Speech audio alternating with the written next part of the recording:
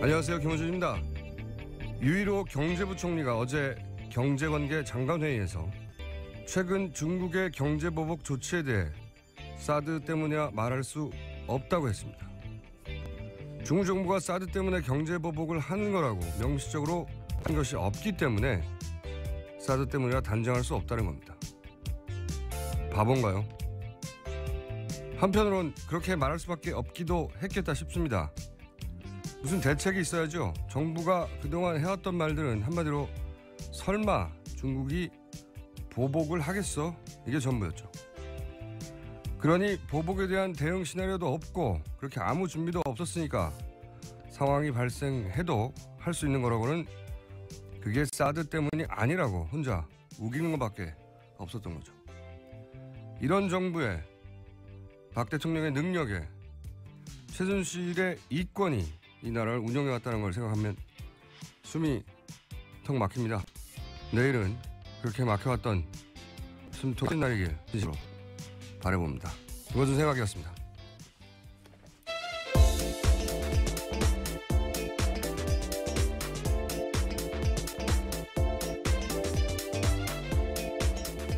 시사인의 김은지입니다. 네. 어제 이어 사드 얘기를 잠깐만 하면 저희가 몇 달 동안 탄핵 얘기만 했기 때문에. 네, 최순실 씨 이야기요. 중국 경제 보복에 대해서 이제 정부 반응이 경제부총리가 그거 사드 때문이라고 할 수 없다고 말할 줄 누가 상상이나 했겠습니까? 저는 이것은 호연직이다 거의. 모두가 예스라고 할 때 혼자 노라고 하는 호방한 기상. 이런 말을 할 줄 몰랐어요. 이렇게 진짜로 말했단 말이죠. 그렇게 단정할 수가 없다. 저는 정부가 용무가 마땅하다고 생각하는 게 이 사드 관련해서 그동안 안 한다고 하다가 안 할 거라고 중국이 하다가 무역 보복을 하지 않는다고요. 실제로 이제 보복이 막 들어오고 뭐 롯데 같은 경우는 이제 20개가 넘었잖아요. 영업 정지가. 예, 중국에서요. 예. 처음엔 서너 개를 시작하더니 20개가 넘었어요. 근데 그래서 정부가 제일 먼저 얘기했던 대응이 뭐냐면 WTO 제소예요. 네. 네. 세계무역기구. 이게 거짓말이거든요. 거짓말. 어떤 의미의 거짓말이냐면 어제 헌재가 인용하면 국제사법재판소로 가겠다고 했던 수준의 거짓말이에요. 그게 국제사법재판소는 국가 간 분쟁 다루는 데라서 헌재 판결하고 아무 상관이 없다고 받아주지 않는다고 했잖아요. WTO는 이 군사 안보 문제는 예외로 한다고 하고 있어요. 모든 경제조약이 그래요, 원래. 그러니까 WTO로 이 사드 문제인 겁니다. 원천적으로. 그러니까 중국이 내린 조치, 자체적으로 내린 조치잖아요. 그게 우리 안보 때문에 그랬다고 하면 그걸로 끝이에요. 그 FTA도 마찬가지로 경제조약들이 기본적으로 다 똑같아요. 이런 경제조약들은 돈 문제잖아요. 돈 문제 이전에 이건 우리나라 군사 안보의 문제야. 그럼 예외 조항이에요, 다. 말이 안 되는 거고요. 게다가 중국이 롯데 영업 정지시킨 게 다 자기들 국내법 기준이잖아요. 뭐 소방법. 화재, 예, 그런 것들이죠. 이건 모든 나라가 마찬가지지만 그런 걸 엄격하게 적용하면 사실 우리나라에도 걸릴 업체들 많습니다. 우리나라 다 마찬가지요. 그렇게 한 거예요. 그러니까 자기 나라 법을 엄격하게 한 거란 말이죠. 이걸 어떻게 WTO로 풀어요. 그것도 그렇고 만약에 100번 양보해서 WTO가 그래 이건 무역보복 부당한 거 맞다고 결정했다고 쳐요. 그럼 할 수 있는 게 무역 장벽을 높이는 거거든요. 뭐 보복 관세를 매긴다든가. 그러면 관세가 좀 높아지면 우리가 중국 의존도가 훨씬 높은데 중국이 가만히 있을 리도 없고. 그리고 그래서 그럼 사드 배치하세요 이러나요? 말로 소리죠. WTO는 여기서는 해법이 전혀 아닌 걸 모르 통상 전문가들이. 네. 근데 이제 국제사법재판소 이렇게 뭐 그럴듯하지 않습니까? 마찬가지예요. WTO 제소 뭐 대단한 거 있을 것 같잖아요. 안 돼요. 하는 게 아니라 아무 대응도 안 하면 무능하니까 한 거예요. 그런 의미에서 거짓말인 거예요, 이게. 뭐 정부 입장에선 딱히 내놓을 카드가 없기 때문으로 보이는데요. 작년부터 이러한 것들 내부적으로 검토했던 거에 대해서 저희도 한번 보도한 바가 있습니다. 할 수 있는 게 없는 겁니다. 예. 실제로. 할 수 있는 게 없는데 할 수 있는 게 없다고 말할 수가 없으니까 대충 말해도 일반인들이 잘 모를 거 들이대는 거죠. 국제자본가 그리고 사실 무역 보복 할 거라고 알고 있었지라고 하는 거고요. 그러니까요. 예. 예. 그래. 다음 주부터 하기로 하고요. 네. 다음 주부터 하고 자 이제 탄핵 이야기로 다시 돌아가 볼까요? 예. 뉴스를 전해 주십시오. 네, 내일 오전 11시 결정 납니다. 헌법재판소가 탄핵 심판 선고하기로 했거든요. 92일 만에 결론이 나오는 거죠. 예, 날짜가 정해졌다는 거는 사실은 결론이 났다는 거죠. 예, 왜냐하면은 결정문 써야 되거든요. 네, 계속 결정문을 쓰고 있고 당일날 아마 정말 몇 대 몇인지를 한다고는 하지만요. 대략은 나왔다고 봐야 될 것 같습니다. 그렇죠. 그런 결과가 안 나오면 날짜를 정할 수가 없는 거예요. 예, 못 받기도 쉽지 않죠. 그러니까 이제 우리 이 8인은 알고 있는 겁니다. 이제 야, 얼마나 궁금해. 예. 이견이 있었나 봐요. 그렇죠? 예. 네, 계속 평의가 그렇게 진행되고 있죠. 어제는 시간이 길었다고 하는 거 보니까 평의 시간이. 그땐 아마 대략의 결론이 나온 게 아닐까. 어떻게 예상하십니까? 세상 아무도 모르는 일이란데요. 8분을 제외하고는. 바람을 섞어서 이야기해보자면 전원이 한 의견을 내주지 않을까 생각하고 있습니다. 사실 너무 중대한 사안이라 소수 의견이 그 내부에서 없을 수 없겠지만 만장일치를 내는 게 맞다고 저도 생각을 해요. 8대 0이거나 어느 쪽으로든. 어느 쪽으로든요? 아니, 그러니까 기각이든 인용이든 결국은 그렇게 의견을 서로 모으려고 했을 것이다. 예. 심지어 결정문에 각자 이름이 다 쓰여집니다. 어떤 의견을 냈는지, 어떤 의견이 있는지. 그래서 보통은 헌법적 가치 때문에 소수 의견도 다 표기하고 이런 소수 의견도 이게 쓰였다고 말하는 건데 지금은 사실은 법률 문구가 문제가 아니잖아요. 나라의 운명이 결정되는 상황이기 때문에 이견 차이를 좁혀서 어떻게든 한쪽 8대 0으로 어느 한쪽 결정이든 힘을 실리고 그렇게 결론이 나는 쓰지 않을까 저는 생각이 드는데 특히 내일 생중계할 때 판결문 들어보셨는데 만약에 이 판결문을 마지막에 얘기해요. 기각한다 뭐. 예, 그렇죠. 한 30여 분 보통 걸리는데 앞에 중간에 들어가기 모르다. 그래서 앞부분을 들면 이러한 사안은 위반이긴 하나 중대한 위반이다. 이런 내용도 있을 수 있어요. 하며 이런 식으로 계속 말이 바뀌죠. 결론은 제일 마지막에 이야기합니다. 이런 이야기 중간에 나온다고 심장이 덜컥하시지 않아도 됩니다. 심장은 결론을 마지막에 나고 그리고 오히려 대부분 예를 들어서 인용할 거면 앞부분에 인용 안 할 것 같은 뉘앙스 얘기가 많이 나와요. 예. 하나인데 판결문 보통 만약에 구속될 거면 뭐 예를 들어서 이런 거는 법 위반 사항이 아니고 드드등 하다가 그러나 그럼에도 불구하고 그러나 다음에 나오는 거거든요. 예. 거꾸로 그 앞부분에 인용될 것처럼 이런 건 법 위반 사항이 하다 보면 그럼에도 불구하고 뒤에 이제 기각이 나온. 내일 심장마비가 왔다 갔다 하실 분도 제법 있을 것 같아요. 예.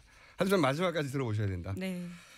자, 내일 11시 대략 한 11시 반쯤이면 이제 전 국민이 알게 되겠네요. 자, 다음 뉴스를 전해주십시오.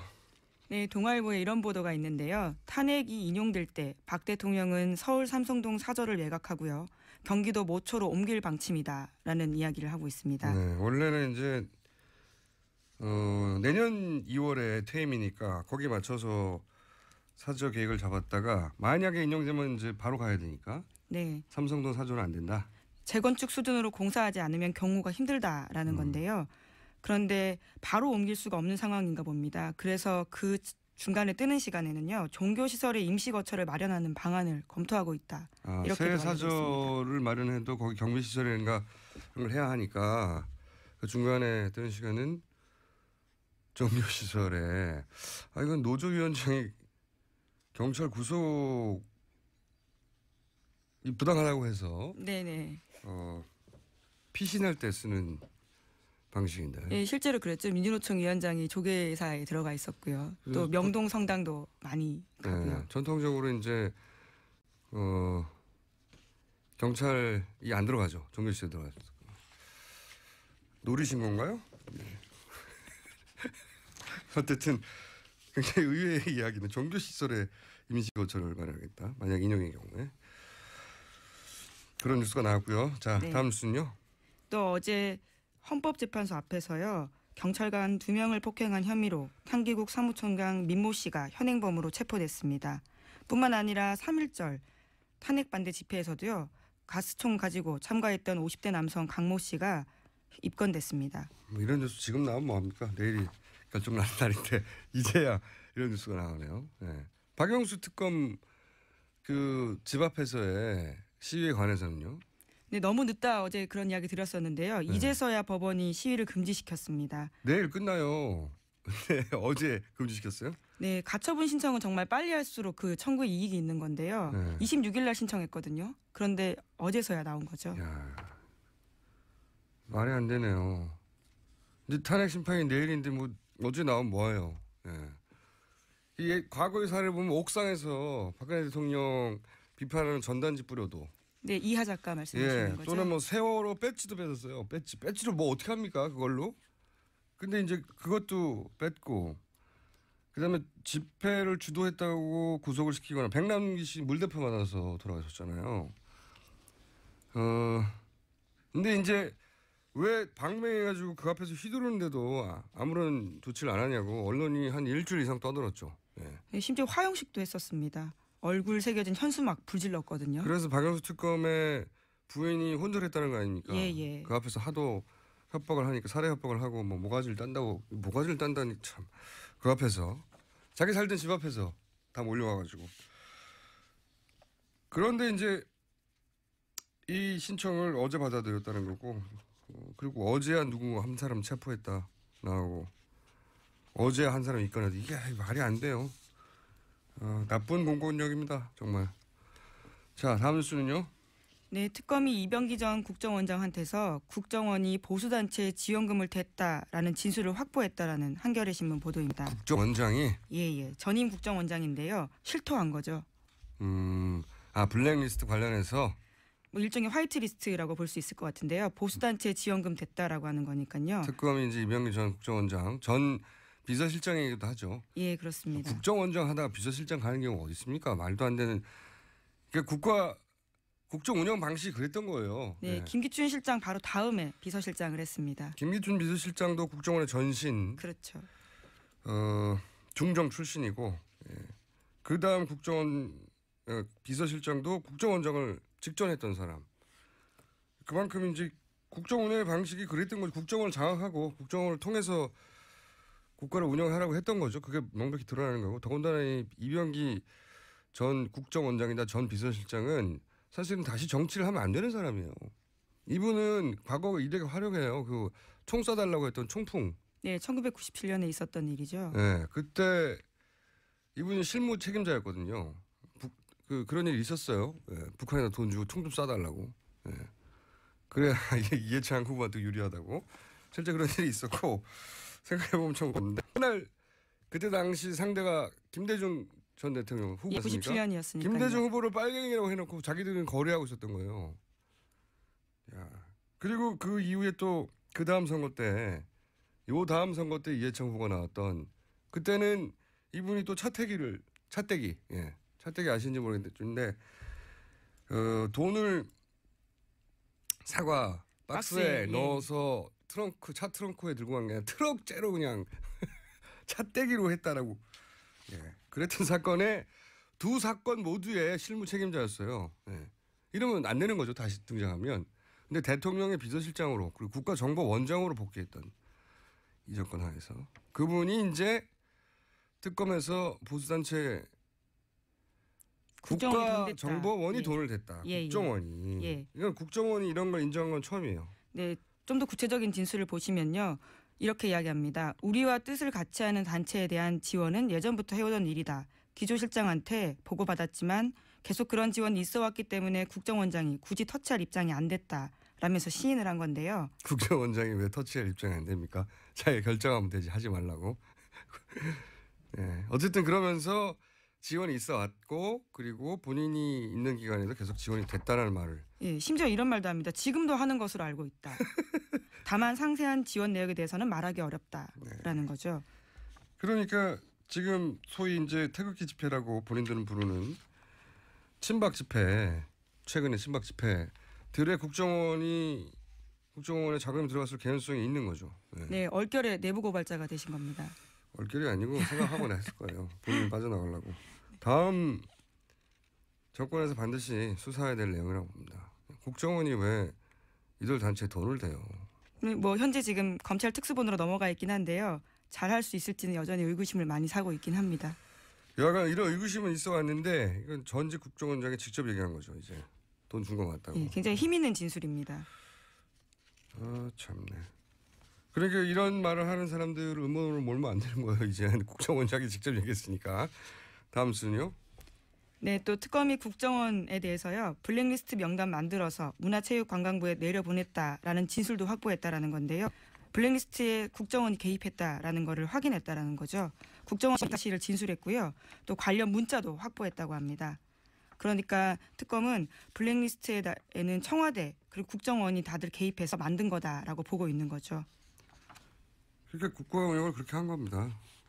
국정원을 장악하고 국정원을 통해서 국가를 운영한 거예요. 에이, 참 말도 안 되는. 다음 수는요. 예, 또 국정원인데요. 갑자기 탄핵 심판 전날 국정원 뉴스가 많네요. 네, 다 한겨레 보도이긴 합니다. 문화 관련 공공기관 인사에도 관여했다라는 진술이 나왔던 건데요. 진흥원 이사 후보의 성향을 직접 조사했다라는 겁니다. 그 사람들 일일이 만나서요. 정 묻고 청와대 분명히 하라고 지시했다. 이런 이야기를 국정원 직원이 일반인 공공기관 인사에게 이야기를 한 거죠. 출판하고. 일단 그렇게 앞으로 더 많이 드러나겠죠. 아마도 만약에 탄핵이 인용되고 다음 정권이 들었으면 사실 국정원 방식을 운영한 거예요. 예. 나라 전체를. 그러니까 비서실장으로 국정원장 네, 그 당시 그래서 인사청문회 때도요. 굉장히 논란이 많았습니다. 말도 안 되는 거예요. 예. CIA 있다가 갑자기 나게 말이 돼요? 말도 안 되는 거거든요. 상상할 수도 없는 거예요. 근데 여기서는 그만 너무 자연스럽게 그렇게 해왔습니다. 자, 다음 수는요. 네, 특검이 최경희 전 총장이 최순실 씨를 총장 공간에 초대해서 저녁 대접을 했습니다. 예, 그리고요. 네, 게다가 최순실 씨가요. 지난해 4월에는 직접 유철균 교수, 우리한테 알려지기로는 이인아라는 필명이죠. 네. 그 교수 찾아가서 유라가 독일에서 인터넷이 안 되니까 강의와 과제를 면제해달라 이렇게 요구한 바도 있다고 합니다. 아니 학생이 출석도 안 하고 강의도 면제받고 과제도 면제받으면 뭐 합니까? 이제 남은 게 뭐예요? 점수만 달라는 거죠. 예. 역시 호연직이네요. 네. 아무도 생각할 수 없는 거 아닙니까? 학생인데 출석은 또 안 하고 강의도 안 하고 과제도 안 하고. 네. 심지어 교수를 직접 찾아갔다라는 것도 놀랍고요. 뭐 네. 최순실 씨이긴 하지만 호방한 기사인 예. 거죠. 네. 그리고 독일이 왜 인터넷이 안 돼요? 말이 되는 소리를 해야죠. 루안다 내전 때문에 안 된다 이런 것도 아니고 독일이 인터넷이 안 돼서 호방합니다. 네. 그런데 그렇게 해줬다는 거 아닙니까? 실제로. 그렇죠. 단 한 자. 번도 출석하지 않고 1년 넘게 제약했습니다. 제목 하나 정도 더 읽을 수 있습니다. 네, 특검이 최태민 씨 일가 부정축제 관련해서요. 이번에 확인한 재산만 2,730억 원이라고 하는데요. 특검은 시간이 부족해서 모두 다 확인하지 못했고 검찰로 일을 넘겼습니다. 저도 이번 수사 결과 중에 가장 아쉬운 대목인데 그 최태민 씨의 친아들이자 최순실의 이복 오빠 최재석 씨도 그리고 어제 저희 출연했었는데 이제 최태민 씨 부인 임선희 씨의 친아들 여기 좀 가게도 복잡하잖아요. 첫 번째 결혼해서 낳은 최태민 의붓아들이죠. 조순지 씨의 장남 조영래 씨도 그러니까 북의 라인 가족의 증언, 목의 라인 가족 증언 둘 다 일관되게 최순실 일가는 재산이 없었다. 예? 재산이 없었고 박정희 뭉칫돈이 1차로 최태민에게 넘어갔고 그리고 최태민 사망과 함께 그 돈들이 다시 최순실에게 넘어갔고, 네. 그 이전에는 전혀 재산이 없었고, 이 재산은 그러니까 첫 출발이 박정희의 뭉칫돈이었던 겁니다. 근데 이 돈은 박정희 전 대통령의 공과하고는 별개로 그 돈은 자기 돈이 아니거든요. 네. 그렇죠. 그 돈은 자기가 일을 해서 번 돈이 아니에요. 예, 뭐 지금 따지면 뭐 1,000억 단위, 2,000억 단위 된다는 돈은 그 돈은 개인 돈이 아니기 때문에 그리고 그 돈에서 이 모든 게 출발한 거잖아요. 이건 반드시 환수해야 된다. 몇 년이 걸리더라도 특별법을 만들어서라도 정권을 넘어서라도 반드시 다 환수해야 사실은 이 모든 일들이 마무리된다고 봅니다. 네, 물론 최순실 씨는 유치원 사업에서 번 돈이라고 계속 주장을 하고 유치원 있습니다. 사업에서 몇 천억을 어떻게 봅니까? 말이 안 되는 소리죠. 자, 오늘 여기까지 하겠습니다. 시사인의 김은지였습니다. 감사합니다.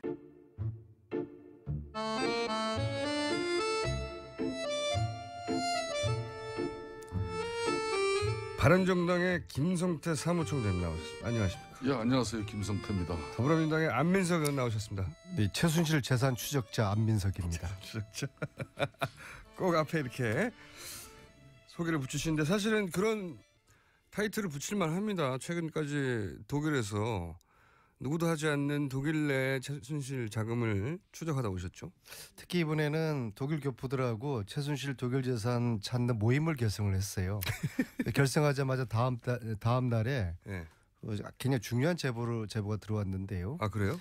네, 홍세표 씨라고 했습니다. 박정희의 처조카 그리고 박근혜의 이종 사촌. 네. 그러니까 이제 유경수 여사 언니 유긴수의 장남이 홍세표인데요. 네네. 이번에 외환은행 프랑크푸르트 지점장으로 74년부터 있으면서 76년에 스위스 사무실을 외환은행이 개소했다.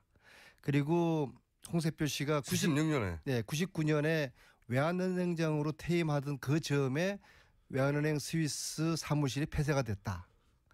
그 제보를 왔고요. 그래서 앞으로 지금 이 얘기를 하는 이유는 스위스 비자금 프레이저 보고서에서 나왔었는데 그거 이제 무관하지 않다고 보고요. 예, 그다음에 이제 두 번째로는 그러니까 유경수 여사의 언니의 장남이 외환은행장으로 스위스에서 그 자금 프랑크푸르트에 있을 때는 프랑크푸르트 외환은행 지점장이었죠. 그래서 이제 74년에 갔었는데 그분이 아마 77년까지 있었던 것 같았는데 76년도에 근데 그 해가 박동선 게이트가 터진 그 시점하고 정확하게 스위스 외환은행 사무실 개설할 시점이 똑같다는 그것을 제보를 했고요. 그게 이제 사실이었습니다.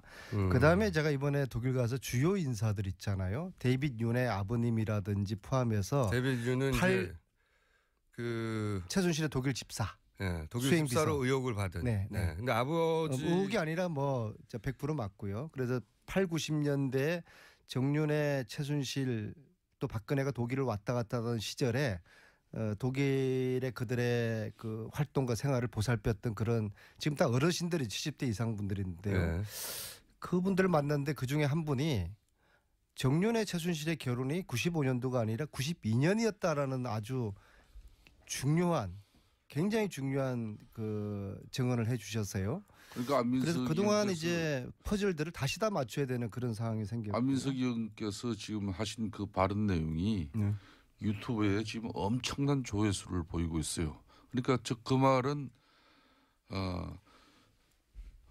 그러니까 정유라의 출생 문제까지 연결되어지는 그런 상당히 중요한 발언이 될 수도 있는데 저는 정유라의 출생에는 발언 그 근본적인 그렇게 발언한 취지는 뭐죠? 저는 정유라의 출생 비밀이 있다면 그거는 전혀 관심이 없고요.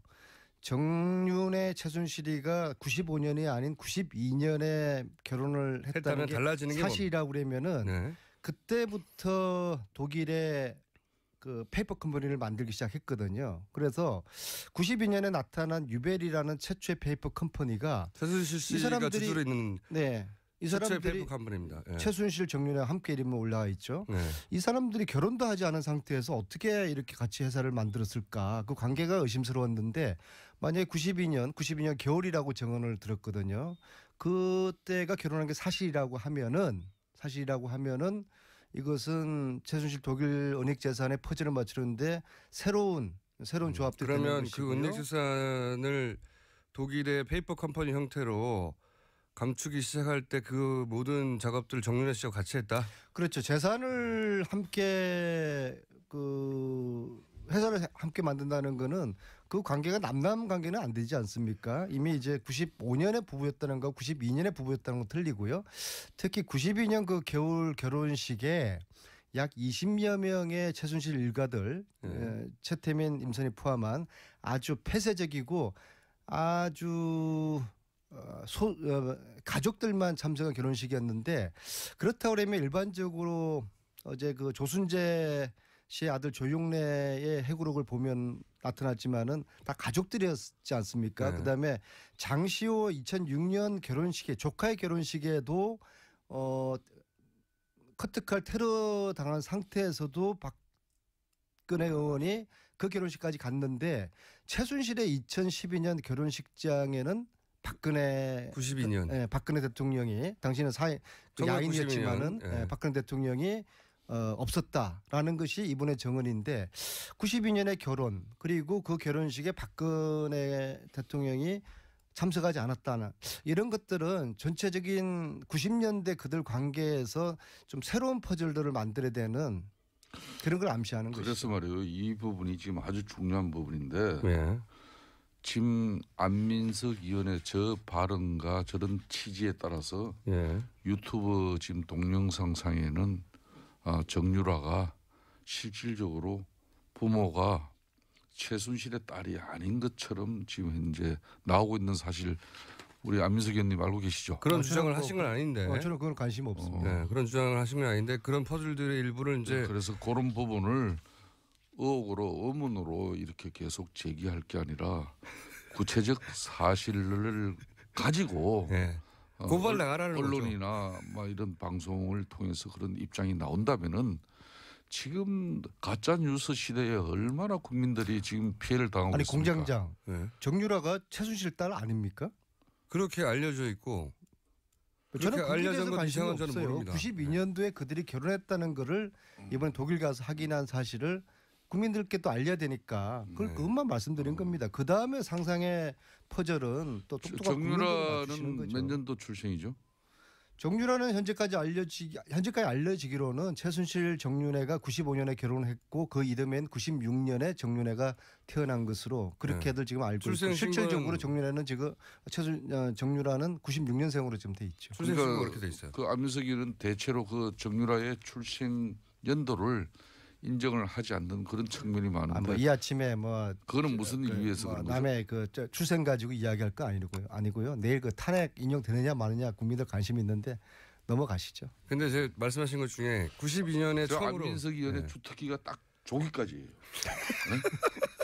여기서 한 그게 다 발만 더 읽혀요? 나가면 고소 고발이 우르르 쏟아집니다. 사무총장이 그게 다 읽혔습니까? 그렇습니다. 이제 여기서 이제 헌재 선고기일 지정에 따른 그런 내용을 가지고 이야기를 하면은 많은 청취자 입장에서는 얼마나 또 이 궁금합니까? 아니 내일 인용은 8대 0으로 날 수밖에 없고 왜냐하면은 의원님 잠깐 그전 넘어가기 전에 예, 독일에 가신 이야기 중에 정유라가 그러면 최순실 딸 맞는 거죠? 내일 탄핵 인용 이야기를 해야죠. 네, 두 분이 서로 보내시려고 그러는 것 같은데 자 저도 사실 그건 궁금하지 않고 제가 궁금한 건 92년도에 처음으로 페이퍼 컴퍼니 만들잖아요. 그 정유라 그러니까 최순실 씨 이름이 거기 들어가 있어요. 페이퍼 컴퍼니가. 그리고 나서 찾아내신 페이퍼 컴퍼니가 꽤 많지 않습니까? 네. 그러니까 최순실 씨의 이름이 들어간 페이퍼 컴퍼니이자 혹은 그 회사가 또 이름을 변경해서 만들어진 페이퍼 내지는 컴퍼니죠. 최순실과 관련된 사람을 걸로 추정되는 페이퍼 컴퍼니구나. 페이퍼 컴퍼니. 근데 그 중에서 국내로 거의 2천억 가까이 최순천 씨였나요? 네, 동생 최순천의 회사로 그 페이퍼 컴퍼니로 추정되는 곳에서 국내로 2천억 정도 투자된 게 있지 않습니까? 그 퍼펙트 인베스트먼트라는 네덜란드 회사가 홍콩을 통해서 최근에 2천억이 서동범 최순천의 남편이 운영하는 그 회사는 그 아동복 그 유명한 회사인데요. 회사죠. 그 그게 분야에서. 뭐 알려져 있는 회사인데 그거 2천억을 투자받았어요. 2천억이 이제 들어왔는데요. 예. 그래서 그 2천억을 네덜란드에 있는 회사가 우리나라에는 아동복 회사에 2천억을 꽂았다는 건 엄청난 거란 그게 말이죠. 좀 이상해서요. 그래서 그래서 찾아오셨나요? 이번에 이제 독일에 간 김에 그 네덜란드 그 회사를 찾아서 갔어요. 그 회사가 네. 온전한 회사인지 과연 그런 정도의 투자를 할 만한 규모를 가진 투자 2천억을 회사인지 투자하려면 했는데 엄청난 회사야 되는데. 딱 갔더니 프랑크푸르트에서 한 400km 떨어져 있는 곳인데요. 완전히 네덜란드 외곽에 아주 그 숲속이에요. 숲속. 숲속. 아주 숲속에 그냥 집 한 채 달랑 있는데 예. 그 회사 사장을 만났는데요. 본인이 그런 투자했다는 사실도 모르고요. 또 한국에 한국에 아무런 지인도 없다고 하고 그럼 중국에는 지인이 있느냐? 뭐 상해 근처에 아는 친구 한 명 있다고 그러고요. 홍콩을 통해 들어온 거죠. 그렇죠. 그래서 참 그 이상하다는 그런 이제 생각을 했는데 2천억을 투자한 어마어마한 회사인데 갔더니 숲속에 조그만 집 하나 있는 거예요. 근데 이 돈들이 어떻게 형성됐을까? 여러 가지 이제 그 의심스러운 정황들이 있는데 결국에는 저희들이 그 주진우 기자랑 같이 갔는데요. 저희들이 수사권이 없지 않습니까? 네. 그래서 특검법을 만들어서 70년대부터 최순실 재산을 추적을 하는 그런 조사위원회를 만들어서 수사권을 주고 그래서 거기서 발견되는 불법 은닉 재산들이 있으면은 한 푼도 남김없이 몰수하는 최순실 재산 몰수법이 필요한 것이고 이 최순실 재산을 몰수하겠다는 후보를 저는 지지할 것입니다. 다 몰수하자고 그러면 어떠시려고요? 모든 후보들이 그러면은 뭐 몰수하자고 하면. 그러면 지금 있는 분들 다 지지하죠. 뭐. 근데 그 중에 한 분이 지난 며칠 전에 저에게 전화를 다른 일로 공약 교육 공약 관련된 뭐 저한테 물어볼 게 있다고 질문을 하시면서 그 이야기를 하던 중에 제가 이 최순실 재산 몰수 제가 독일 갔다 온 그 다음날 전화를 저한테 주셨더라고요. 그래서 이 재산 몰수해야 되는데 이것은 특별법 없이는 독일 검찰하고 공조가 힘들다. 그리고 독일 말고도 헝가리, 스위스, 오스트리아도 있는 것 같다. 그러니까 그분이 저한테 제게 약속을 했어요. 그래서 그분을 지지를 지금 하려고 그럽니다. 별로 중요한 얘기 아닌 것 같고요. 최순실 재산 특별법. 네, 그건 중요한 얘기고요. 예. 자 이제 혼자 충분히 얘기하셨죠. 네.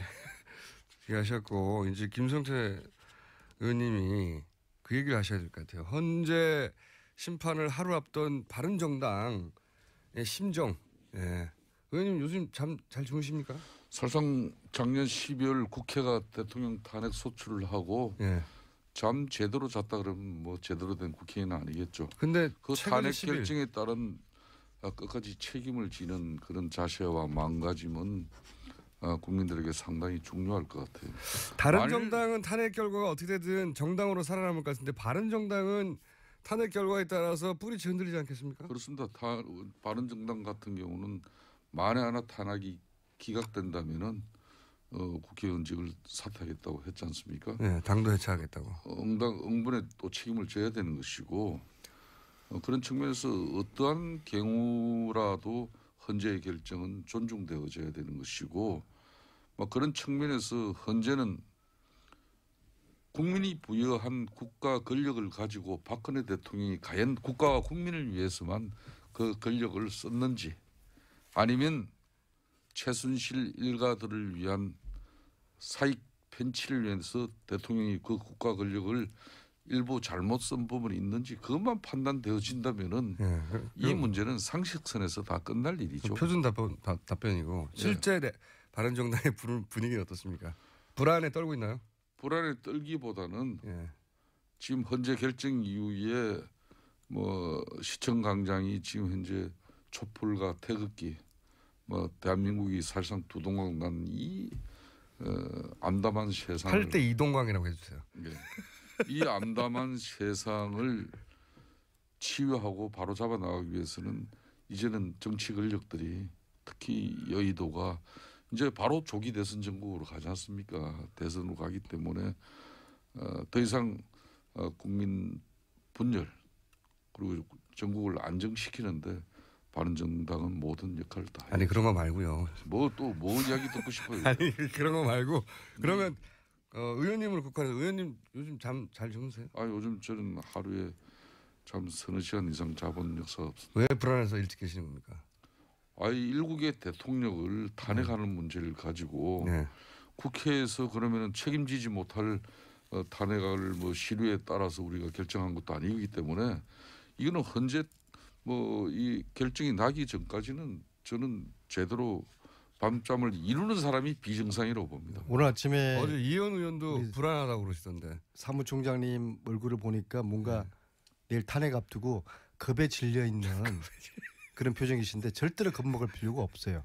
내일 분명히 8대0 전원일치 결정이 될 겁니다. 왜냐하면은 우리가 지금 이게 촛불과 태극기 그런 대결로 보고 있는데 그것은 박근혜 대통령이 그런 프레임을 짠 것이고 실질적으로 이거는 정의와 불의의 대결이고 반칙과 상식의 원칙과 반칙의 대결이고 상식과 몰상식의 대결이고 그걸 또 못 반드시 외우셔가지고 그걸 읽으시면 어떡합니까? 헌법과 법률에 위반한 무능한 통치자를 내일 헌자가 심판하게 될 겁니다. 안민석께서는 그냥 뭐 겁에 질리니 뭐 이런 표현은 그냥 겁먹지 마세요. 원고를 겁먹지 안 마세요. 보고도 잘하는데. 네. 겁먹지 마세요. 별 어려운 문장도 아니구만. 정의와 불의, 원칙과 반칙, 상식과 몰상식 이런 이야기를 하시죠. 왜 내일 쉬운 건데. 8대0으로 하여튼 자유민주주의를 전원일치 결정이 날 수호하고 법치주의를 존중하는 우리 바른정당은 어떤 경우에도 겁먹을 일도 없고 만에 하나 그렇다면은 거기에 따른 책임지면 되는 것이에요. 네, 그렇게 간단하니 왜 잠을 그리고, 못 주무시고 계세요? 근데? 국회가 잘못되면 국회가 해산돼야 될 상황이 오는 거 아닙니까? 근데 거기에서 더불어민주당은 뭐 자유로워요?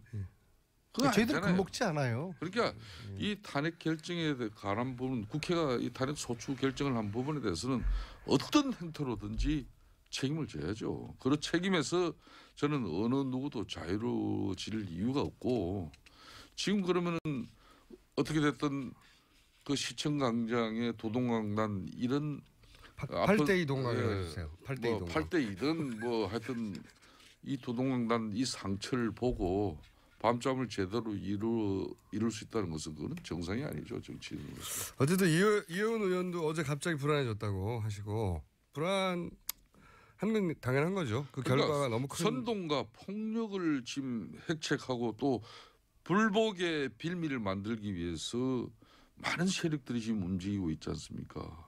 그런 세력들의 상식적이지 못한 그런 행동을 볼 때 문제는 헌재 결정 이후에 과연 대한민국 어떻게 해야 될 것인가 그걸 고민하는 거죠.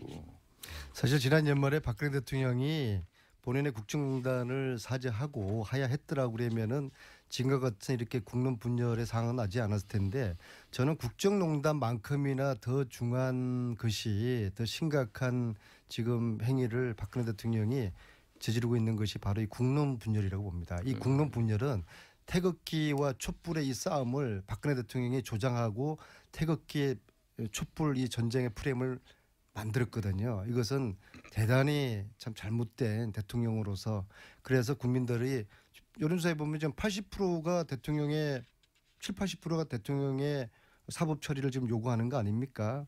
그만큼 국민들의 이 분노에 더 불을 질러 놓음으로써 이 태극기와 촛불 이 싸움을 대통령이 부추겼다고 저는 보고 있습니다. 사실상 작년 12월 국회에서 국회의원 234명이 또 국민 여론 80%가 네. 압도적인 대통령의 탄핵 입장을 가진 거 아니겠습니까? 여론조사가 아무리 지나도 75% 이하로 안 내려가고 있습니다. 그렇죠. 네. 그런데 어제 자유한국당의 이런 국정농단 세력이 탄원서 제출 쇼를 했단 말이에요. 이거는 한마디로 자신들의 어떤 생명 연장의 어떤 꿈을 버리지 못했기 때문에 그런 행위가 나오는 거예요. 네. 그 말은 대통령이 탄핵되더라도 자신들만큼은 살려줄 이 지지자들, 이 사람들은 뭔가 큰 혼돈을 갖고 있어요. 만약에 태극기 세력들은 오로지 자신들을 지켜줄 가장 큰 힘이다. 그렇기 때문에 그들을 위한 한마디로 정치 행위를 해야 된다. 그러니까 어제 그런 또 행동이 나오는 건데 이런 행동들은 한마디로 삼파극에 불과한 것이고 좀 전에 안민석 의원 말씀처럼 심파극 아닙니까? 예, 심파극. 심파극이죠. 삼파. 삼파극은 예, 심파극입니다. 예, 산부인과에서는 할 수 있는 예, 건데. 그러니까 이 박근혜 대통령께서 이 탄핵 정국을 맞이한 대통령의 입장으로서 사실상 왜 끝까지 당적을 유지하려고 하는지 저는 아직도 그게 의아스러워요. 만약에 탄핵이 인용이 되면 바른정당 지지율이 확 올라가고 자유한국당 지지는 떨어질 거라고 그렇게 예상하고 계십니까? 저는 탄핵이 인용 결정되더라도 바른정당이 탄핵됐기 때문에 지도가 팍 올라간 그런 요행도 바라지 않습니다. 유행이라보다는 당연한 거 아닌가요? 대한민국이 정의로워지고 공정한 세상 되면은 그걸로 바른정당의 32명 의원들은 보람 느끼는 거지 뭘 더 얻습니까? 지지율도 필요 없고요. 그러니까 바른정당이 지금 아니말로 뭐 대선 후보를 가지고 지금 우리가 뭐 이 조기 대선판에서 대통령 그 꿈을 우리가 버리지 못하고 그런 집착된 그런 정치 세력도 아니고 거의 뭐 자포자기 수준을 말씀하시는데요. 지지율이 너무 안 나오다 보니까 대통령을 포함한 국정농단 세력들이 네. 인용에 대한 그런 예측을 할 겁니다. 그럼에도 불구하고 그 결과를 수용하지 않음으로써 지지자들을 계속적으로 묶어두려고 하는 그런 의도를 가지고 계속 지금 이런 헛소리들을 하고 있다고 저는 보고 있어요. 그 김성태 의원님 말씀을 들어보면 바른정당은 이번 대선을 사실상 거의 손 놨다고 이렇게. 손 놓기보다는 저는 그래요. 어떤 경우에든 보수 정치 세력들은 이번 조기 대선판에서 국민들에게 다시 보수 정권을 재창출해달라고 이렇게 호소하고 우리들이 요구하기에는 염치가 없다. 원죄가 있는 사람들입니다. 그 원죄가 있는 사람들 중에 그래도 대한민국이 최순실 같은 그런 정말 형편없는 사람에 의해서 박근혜 대통령이 국가가 국민이 부여한 그 권력을 가지고 그렇게 잘못 쓰여질 때 그 친박 측근 세력들이 당을 장악하고 대통령이 분명히 잘못되어 가고 있는데도 말 한마디 못하는 그 당이 싫어서 뛰쳐나온 사람들이에요. 굉장히 상식적인 말씀이신데. 제가 오늘 이렇게 정리하겠습니다. 그렇기 때문에 우리 자신들이 그렇다고 뛰쳐나왔다고 해서 그 책임을 완전히 우리는 없다 할 수 없는 거예요. 그렇기 때문에 그게 걸맞는 정당으로서 앞으로도 그러면 지지율이 막 올라가면은 필요 없다고 막 지지율 깎아달라고 그러실 거예요? 아니죠. 그건 저는 어떤 경우든 이번 박근혜 대통령이 만일 탄핵이 인용 결정이 이루어진다면은 대한민국은 새로운 이제 프레임이 서는 겁니다. 지금까지 보수 진보 양쪽에 의해서 민주당 뭐 자유한국당 새누리당 과거 잘해 먹었지 않습니까? 이제는 우리 국민들은 그런 이제 정치 국가 권력 아니에요. 그렇기 때문에 이 대연정 시대에 걸맞는 바른정당은 책임 정치 구현하는 책임 정당 되면 되는 거예요. 자, 오늘 이 방송을 통해서요. 김성태라는 해방 이후 최초의 양심적인 보수 정치인이 탄생했다라고 그렇게 무줄도사가 선언하겠습니다. 아니 근데 지금 굉장히 정말 양심적이시네요. 사실 오늘 이번 이 전국에서는 보수 세력이 다시 정권을 잡겠다는 거는 얌체 같은 짓이거든요. 염치가 없긴 해요. 그런데 이제 그 방송 진행자가 뭐 염치가 없다 자꾸 그러면 됩니까? 아니 본인이 직접 말씀하셨으니까. 저는 했더라도 그래도 방송 진행자 그럼 박수만 칠게요. 공정한 방송을 해야죠. 저렇게 자성하고 성찰하면 국민들이 다시 또 기회를 주시거든요. 그렇죠. 그런 얘기를 듣고 박수 치지 않을 사람은 그러니까 없습니다. 저는 좀 전에 안민석 의원님처럼 저 자비 들고 개인적으로 얼마나 힘듭니까? 독일 가가지고 몇 번씩 가면서 그러면서도 실체적 진실을 밝히고 두 번 다시 이런 정경 유착이라든지 국정농단이 국가 권력에 의해서 쓰이지 않게끔 하는 저사 대한민국 국회의원으로서 대단한 역할을 하는 거예요. 제가요 우리 지도부한테도 독일 간다고 보고를 드렸는데 않아요, 유일하게 김성태 의원님께서 저에게 여비를 보태주셨어요. 얼마나 보태주셨어요? 눈물이 나올 정도더라고요. 액수는 중요한 게 아니라 그 마음이 중요한 것이죠. 아니 액수가 중요합니다. 액수의 마음의 크기가 담겨요. 저희들도 나이 먹을 만큼 먹었어요. 애들처럼 이렇게 하지 마세요.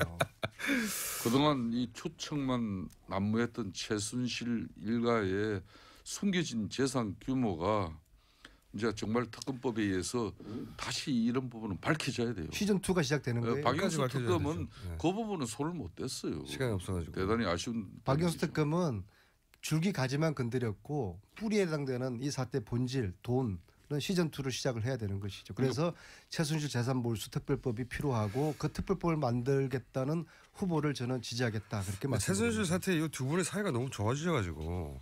아니 이거는 진보 보수의 문제가 아니라 네. 정의와 불의의 문제고 진실이야. 원칙과 그 반칙의 그런 문제니까 저희들이 이거는 뜻을 같이 하는 거죠. 어쨌든 사이가 좋아지셔가지고 마음이 좀 그렇네요.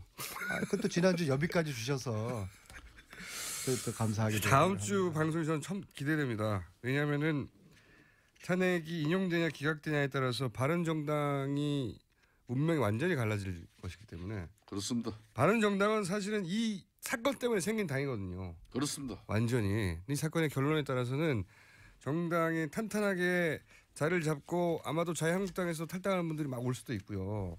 저는 이제 마지막으로 이 방송에 드리고 싶어요. 마지막으로 자유한국당에 아직도 30여 명의 네. 탄핵 찬성 의원들이 있어요.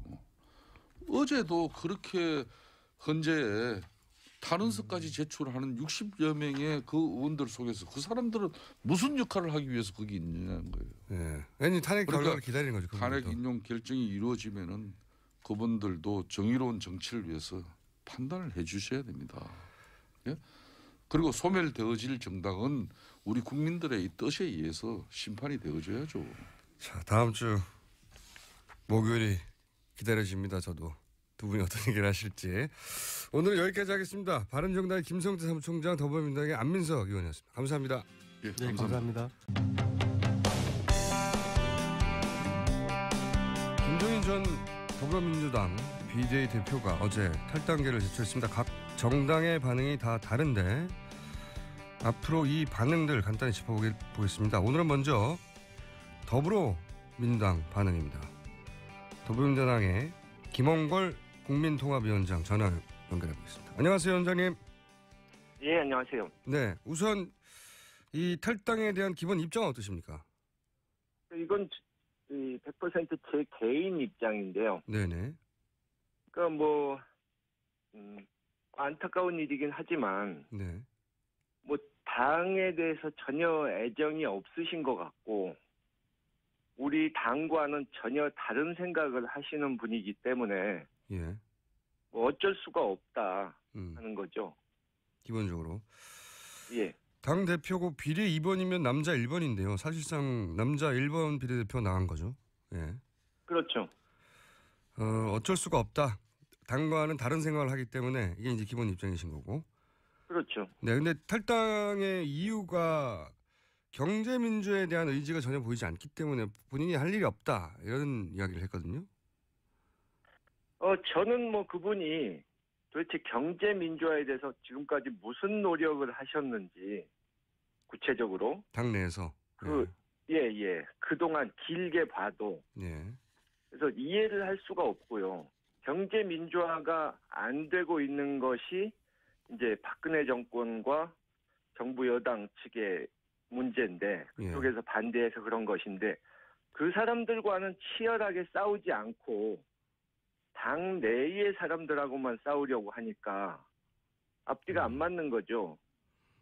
그리고 이분이 이제 말씀하신 걸 좀 번역을 해야 되는데 항상 경제 민주화를 하겠다는 정치인을 내가 밀어주겠다 그렇게 말씀하시잖아요. 네네. 근데 이분에게 경제 민주화란 본인의 사유물입니다. 경제 민주화는 김종인이다. 이게 있어서 경제민주화는 오로지 본인만 할 수 있다. 뭐 이런 의미입니까? 그렇죠. 일종의 오만과 독선이죠. 그래서 김종인을 모셔다가 높이 받들을 그런 정치인을 도와주겠다 그 뜻이 되는 겁니다. 그렇게 이해하시고요. 자, 영입 과정도 잘 아시는 것으로 알려졌는데 당시 비대위원장으로 영입되는 상황 좀 설명해 주십시오. 어떤 상황이었습니까? 내부에서는. 뭐 제가 속속들이 다 아는 것은 아니지만 네. 분명한 것은 이제 뭐 그런 말씀 하시잖아요. 아, 모셔와놓고선 푸대접했다 이런 식으로. 네네. 근데 전권을 드렸고 뭐 비례대표도 드리고 했으니까 푸대접이란 말이 안 되고 예. 그러면은 이 사람이 문제가 있다면 당신들이 데려올 때 잘못 판단한 거 아니냐 이렇게 말씀하신 분이 있는데 그 말은 뭐 어느 정도 인정해야 됩니다. 판단을 잘못한 건 있죠. 예. 그런데 그 당시 이제 좀 급박한 상황이었고 네. 또 이분이 영입의 1순위가 아니었다는 거예요. 애초에. 제가 아는 것 바로만 해도 예. 이분보다 먼저 제의를 받으신 이 사회 원로들 훌륭하신 분들이 한 4분 정도는 됩니다. 최소한. 예. 근데 그분들이 다 이제 연세도 많으시고 정치 일선에는 나가실 생각이 없다고 고사하셨기 때문에 예. 이분한테 차례가 온 거예요. 예. 그 푸대접이라고 할 때 한 가지는 저도 동의가 안 되는 것은 사실 정당의 공천권을 선거 기간에 준다는 것은 다 주는 거거든요. 생사야탈권은. 그렇죠. 예, 그건 푸대접이라 할 수 없고 그런데 이제 또 한편으로는 그 이런 표현을 씁니다. 측근들을 통해서 은혜를 모른다. 이런 표현을 쓰는 이유는 아마도 총선의 승리에 김종인 전 대표가 상당 정도 기여했는데 그걸 인정해주지 않는다. 이런 불만 같거든요. 이 대목에 대해서는 그럼 어떻게 생각하십니까? 좀 전에 이제 좀 경제민주화에서도 말씀드렸지만 네. 본인이 스스로를 좀 과대평가하는 경향이 있고 예. 그 제가 경험한 바로는 그 당시에 뭐 호남 같은 데서는 결정적으로 그분이 안 좋은 영향을 끼쳤거든요. 구체적으로는 어떤 나쁜 영향을 끼쳤죠, 호남에? 그러니까 현지에서 가서 보니까 예. 민심도 안 좋고 예. 뭐 당 선거 운동하시는 후보나 간부들 중에도 제발 저분 호남 좀 못 내려오시게 해달라고 아, 그런 얘기가 있었어요? 하소연을 하는 분들도 있었고요. 음. 예, 그리고 또 선거 2, 3일 전에 제가 들은 바로는 네. 당시 여론조사가 굉장히 안 좋게 나왔지 않습니까? 네. 그래서 막 그 보고를 받으시고는 아이고 이거 실패구나, 우리 완패하겠구나 이러고 거의 짐 싸실 준비를 하셨다는 거예요. 아, 내부적으로는 그랬었다? 예, 그러면은 자기가 이 선거 지휘를 한 게 효과적이었고 이길 거라고 생각했다면 그렇게 했겠습니까? 선거 결과가 나온 다음에는 본인이 이길 줄 알았다는 식으로 말하는데 그게 아니었다는 건가요? 그렇죠. 전혀 그렇지 않죠. 그래서 선거 결과가 그렇게 나온 것은 김종인 전 대표의 전략의 성공이 아니다라고 이제 평가하시는 거죠. 본인도 그렇게 생각하지. 그렇죠. 실패할 거라고 생각했었고. 했다면 그러니까 지역구에서 많이 당선된 것은 사실상 그 정부 여당 박근혜의 실망한 표가 반사이익으로 온 것이고 네. 생긴 지 얼마 되지도 않은 이 국민의당에게 우리보다 훨씬 당세가 작았던 국민의당에게 정당 투표에서 진 것만 봐도 네. 그 당시 당 지도부의 전략이 이 실패했다는 걸 보여주는 거죠.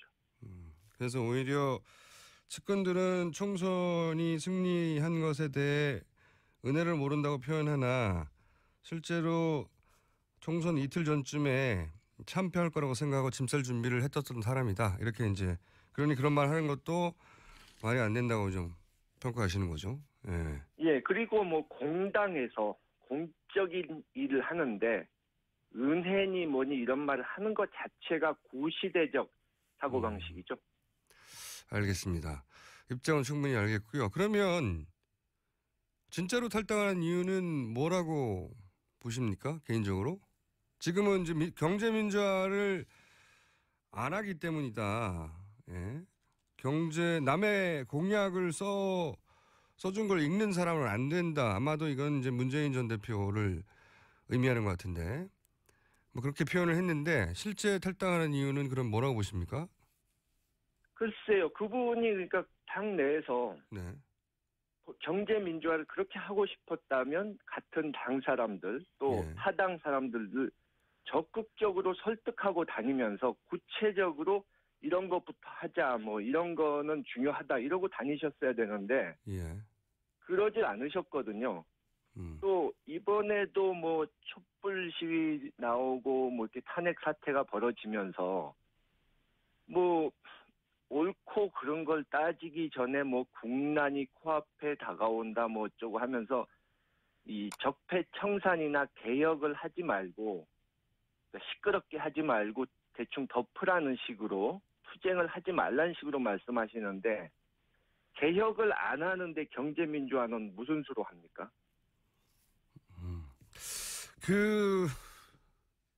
그러면 이렇게 보고는 시각에 대해서는 어떻게 생각하십니까? 탈당하는 이유가 결국은 본인이 출마하려고 하는 거다. 이런 견해가 있는데. 글쎄요, 그거는 제가 뭐 장담을 딱 뭐다 이렇게 말씀을 하기가 그런데, 예. 뭐 그 가능성도 있다고 보시는 분들이 많죠. 네.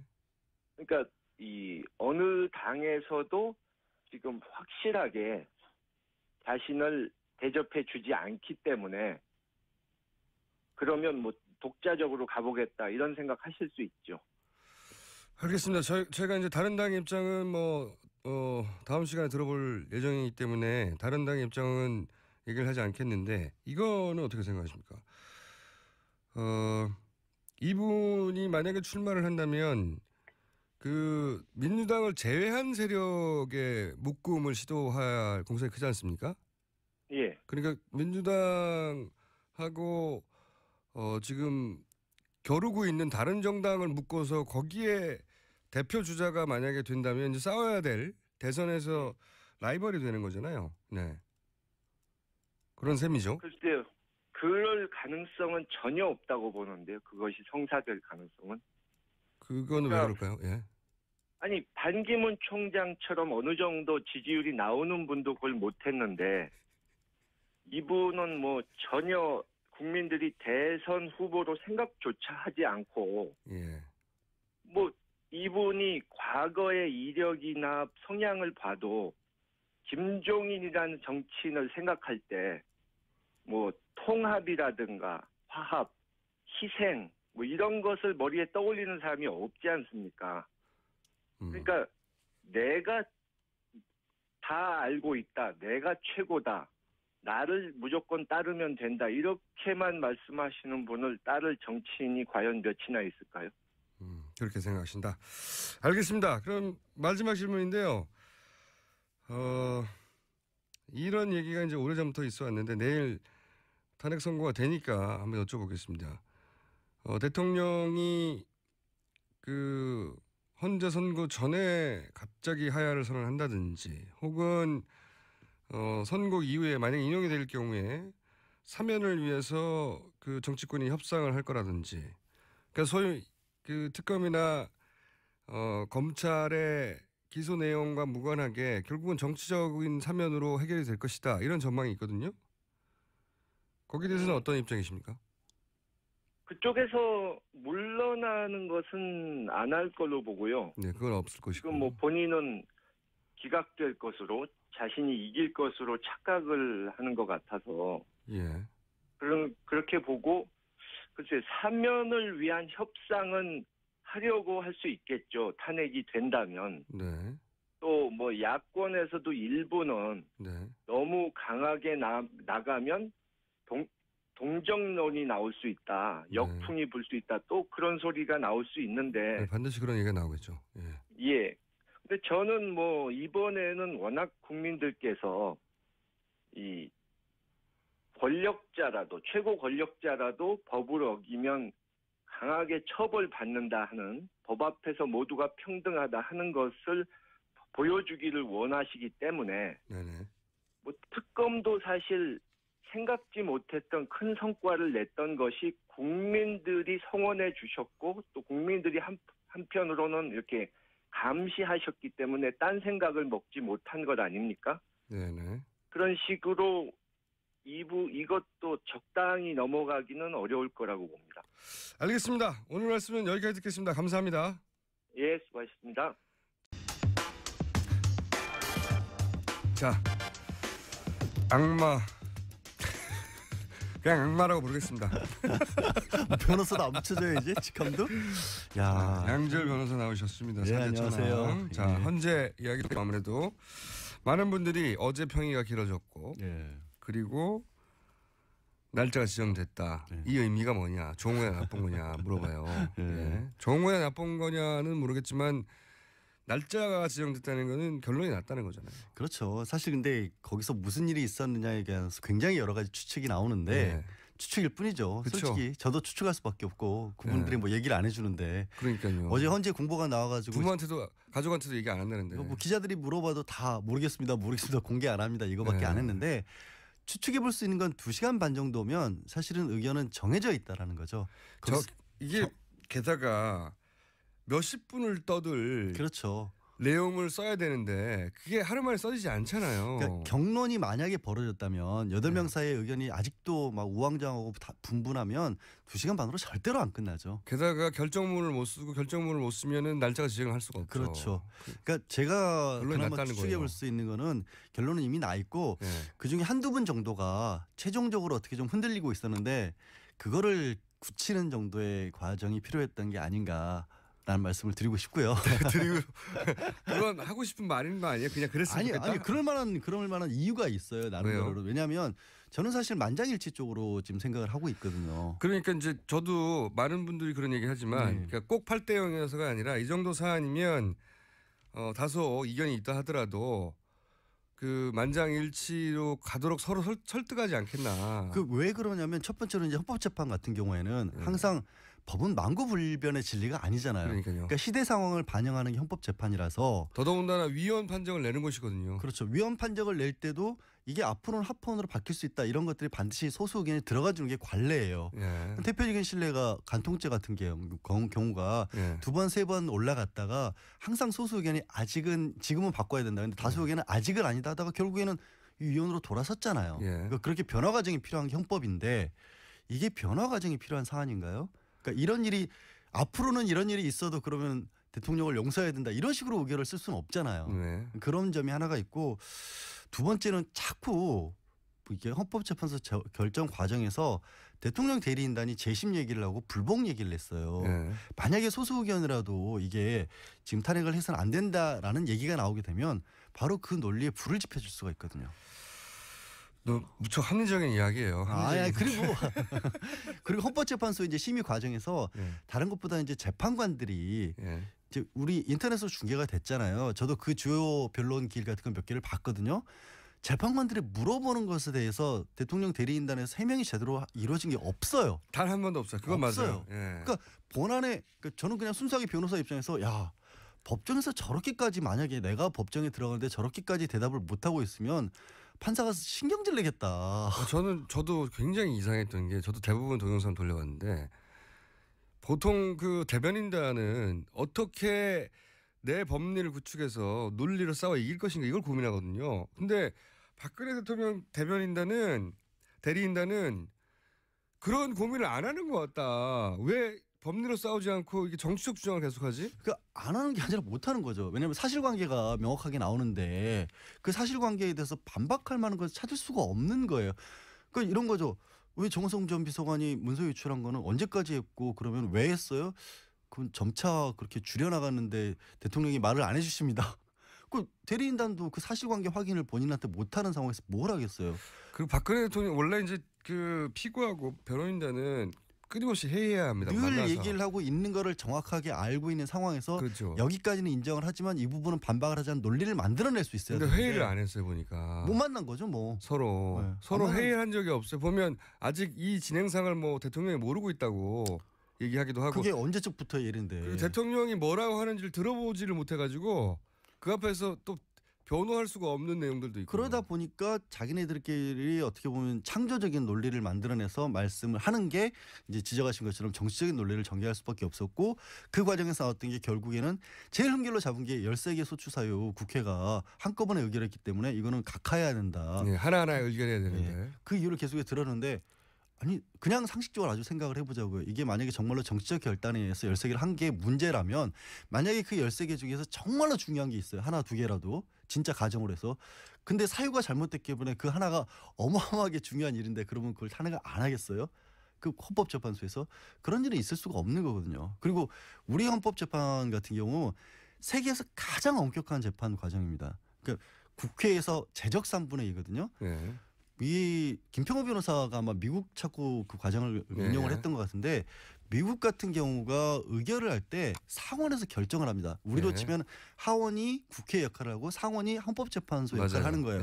거긴 헌법재판소가 없으니까. 국회의원들이 결정합니다. 근데 상원 국회의원들이 출석 3분의 2로 가결해요. 우리는 소추안 국회에서 소추안만 해도 제적 3분의 2가 필요한 거예요. 그리고 헌법재판소 가도 또 9명 중에 6명이 필요한 정도로 엄격한 재판이기 때문에 그런 재판에서 해명조차 제대로 못했다라고 하는 거는 이 재판관들이 볼 때는 이건 뭐 정치적 성향을 떠나서 판사를 냈던 사람들의 기본적인 입장으로서는 법정이 거의 모독된 기분이었을 거예요. 저도 거기까지는 100% 동의해요. 네. 저는 웬일이세요? 동의를 해주시고. 아니 저희도 판사들하고 얘기를 좀 물어봤거든요. 저는 이런 일이 있으면 그 해당 분야의 전문가들하고 얘기를 해보는데 그분들이 이제 일관되게 하는 이야기는 판사 재판관들이 열이 받았을 것이다. 그렇죠. 기본적으로 이 재판을 하자는 거냐 말자는 거냐 그 무시하는 거라고 들렸을 것이다. 대부분의 경우에 판사들이 굉장히 자존심 세거든요.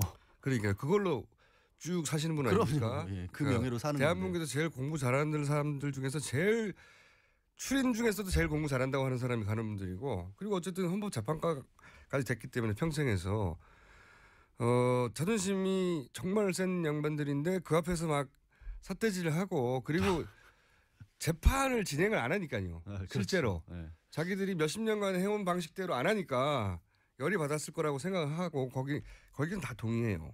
다 동의하는데 걱정이 되는 부분은 그럼에도 불구하고 이분들의 가지고 있는 전체적인 정치적 성향 자체가 보수 일색인 건 맞아요. 그건 맞죠. 그건 명백하고요. 우리가 흔히 말하는 아니 법원에 헌법재판소 재판권까지 가는 사람들은 당연히 상례적으로 어쩔 수가 없어요. 법이라는 것 자체가 가장 마지막에 이건 도저히 안 되겠다라고 보는 거기 때문에 보수적일 수밖에 없어요. 근데 그 보수의 정도도 있지 않습니까? 근데 그 중에서 예를 들어서 어떤 분은 그 5.16에 대해서 그건 뭐 쿠데타 아니냐에 대해 입장을 유보한 분도 있어요. 그건 굉장히 보수적인 거거든요.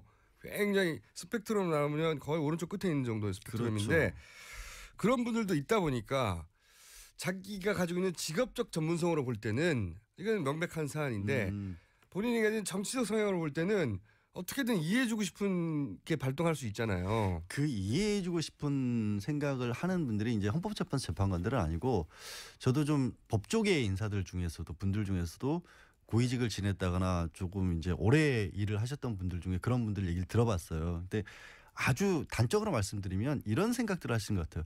대통령이라면 그 정도 일은 좀 할 수 있는 거 아니냐. 그러니까요. 네. 그게 가장 문제죠. 잘못하지 않았다는 게 아니라. 잘못했던 게 아니라 아니 대통령이 가진 권한이 얼마나 많고 그동안에 다른 대통령들이 해왔던 일들에 비하면 이거는 크다고 볼 수 없지 않느냐. 쿠데타를 한 것도 아니고 뭐 이런 식의. 그러니까요. 그런 생각을 하는 분이 있는데 그게 법적인 관점하고는 다르다라는 거예요. 제 말이 그거예요. 법으로 법리로 재판으로 이게 애매모호하다는 게 아니고. 아니 그러니까 그래서 말씀드린 이유가 그래도 정치적인 성향이 자기가 아무리 그렇더라도 안 드러났으면 모를까. 이게 드러나 버렸고. 한 가지 제가 이 판결이 인용의 가능성이 개인적으로 더 높다고 추정하는 이유는 본인이 그 이유를 써야 한다.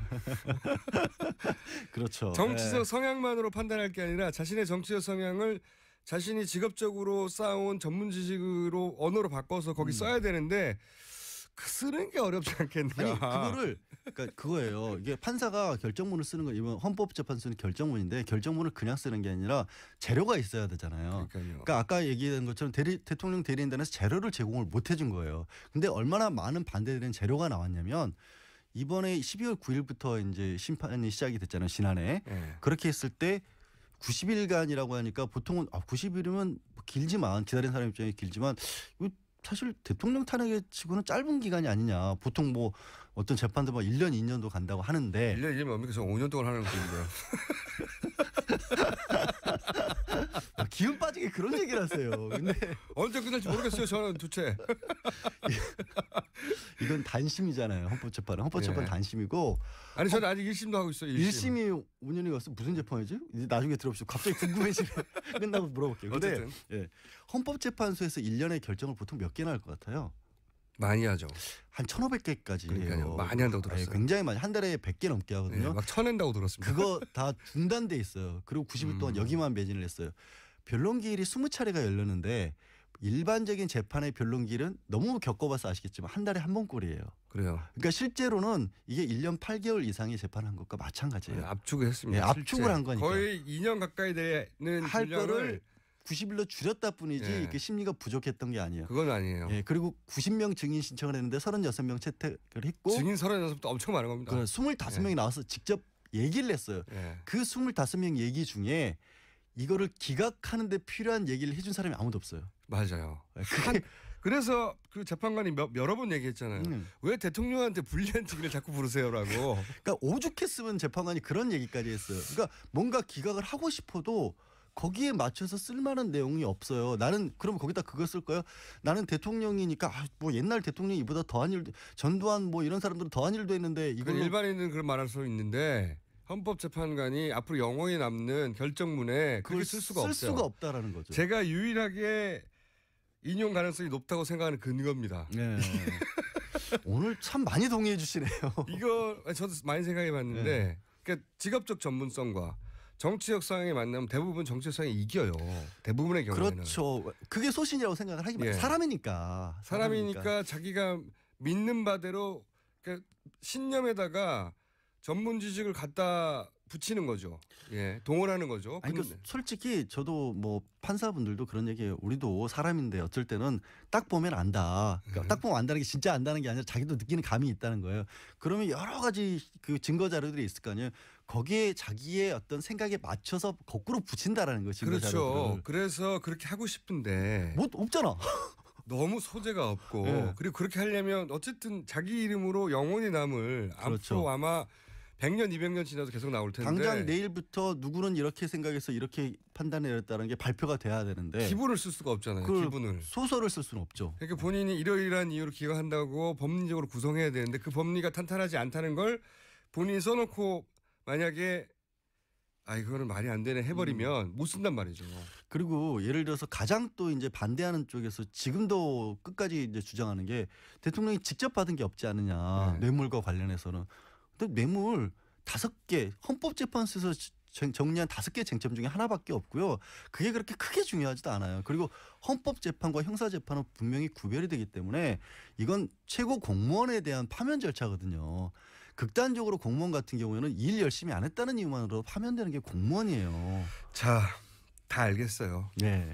다 알겠고 합리적인 28시간만 기다려보면 되니까. 합리적인 관점에서는 더 이상의 그 논란의 여지는 저도 없다고 생각해요. 네. 그렇지만 우리가 이제 합리적이고 논란의 여지가 없다는 이유만으로 정치적 결정이 내리던 경우는 그렇게 많잖아요. 그러니까 그게 왔다 갔다 할 수 있을 때 뭔가 애매하고 뭔가 이렇게 볼 수도 있고 저렇게 볼 수도 있는 사안일 때 그렇게 생각할 수 있고 물론 아직도 뭐 주장하는 분들이 그래서 저는 지금도 예를 들어 주변에 예를 들어서 뭐 종편을 많이 다니시니까 거기에 이제 보수적인 분들이 좀 많지 않습니까 패널이 그분들 중에는 실제로 기각돼야 한다고 신념을 믿는 분들이 있잖아요. 제가 말씀드린 게 그거예요. 대통령인데 옛날엔 이보다 더했다 이런 얘기 하시는 분들도 있고 그 돈 받은 거 없다. 근데 그 두 개가 성립할 수 없다는 건 말씀드렸잖아요. 법리적으로는 그 이유를 쓸 수는 없어요. 그 이유를 쓸 수는 없는 거예요. 굿즈타 들고 사람들 몇백 명 죽은 적도 있는데. 그리고 16체 변론 이후로 특히 이제 김평우 변호사 들어온 이후로 계속해서 대리인단에서 일관되게 주장해온 게 각하예요. 재심이고. 저는 김평우 변호사가 들어와서 촛불 그러니까 그 친박 집회 반대 집회. 예. 네.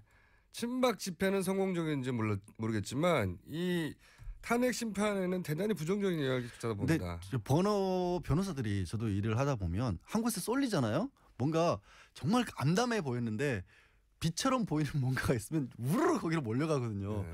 그 대리인단이 김평우 변호사가 들어온 이후로 그쪽으로 우르르 몰려간 게 그나마 이거는 좀 가능성이 있어 보인다라고 생각을 한 거죠. 근데 나머지는 없었던 거예요. 몰려갔다고 할 수도 없는 게 그 내부에서 싸웠나 봐요. 김평우 변호사가 먼저 읽어야 된다. 아니다. 그 사람 안 된다. 서로 이제 이 김평호 변호사의 전략에 대해서 동의하지 않는 분들도 그 안에 있는 거죠.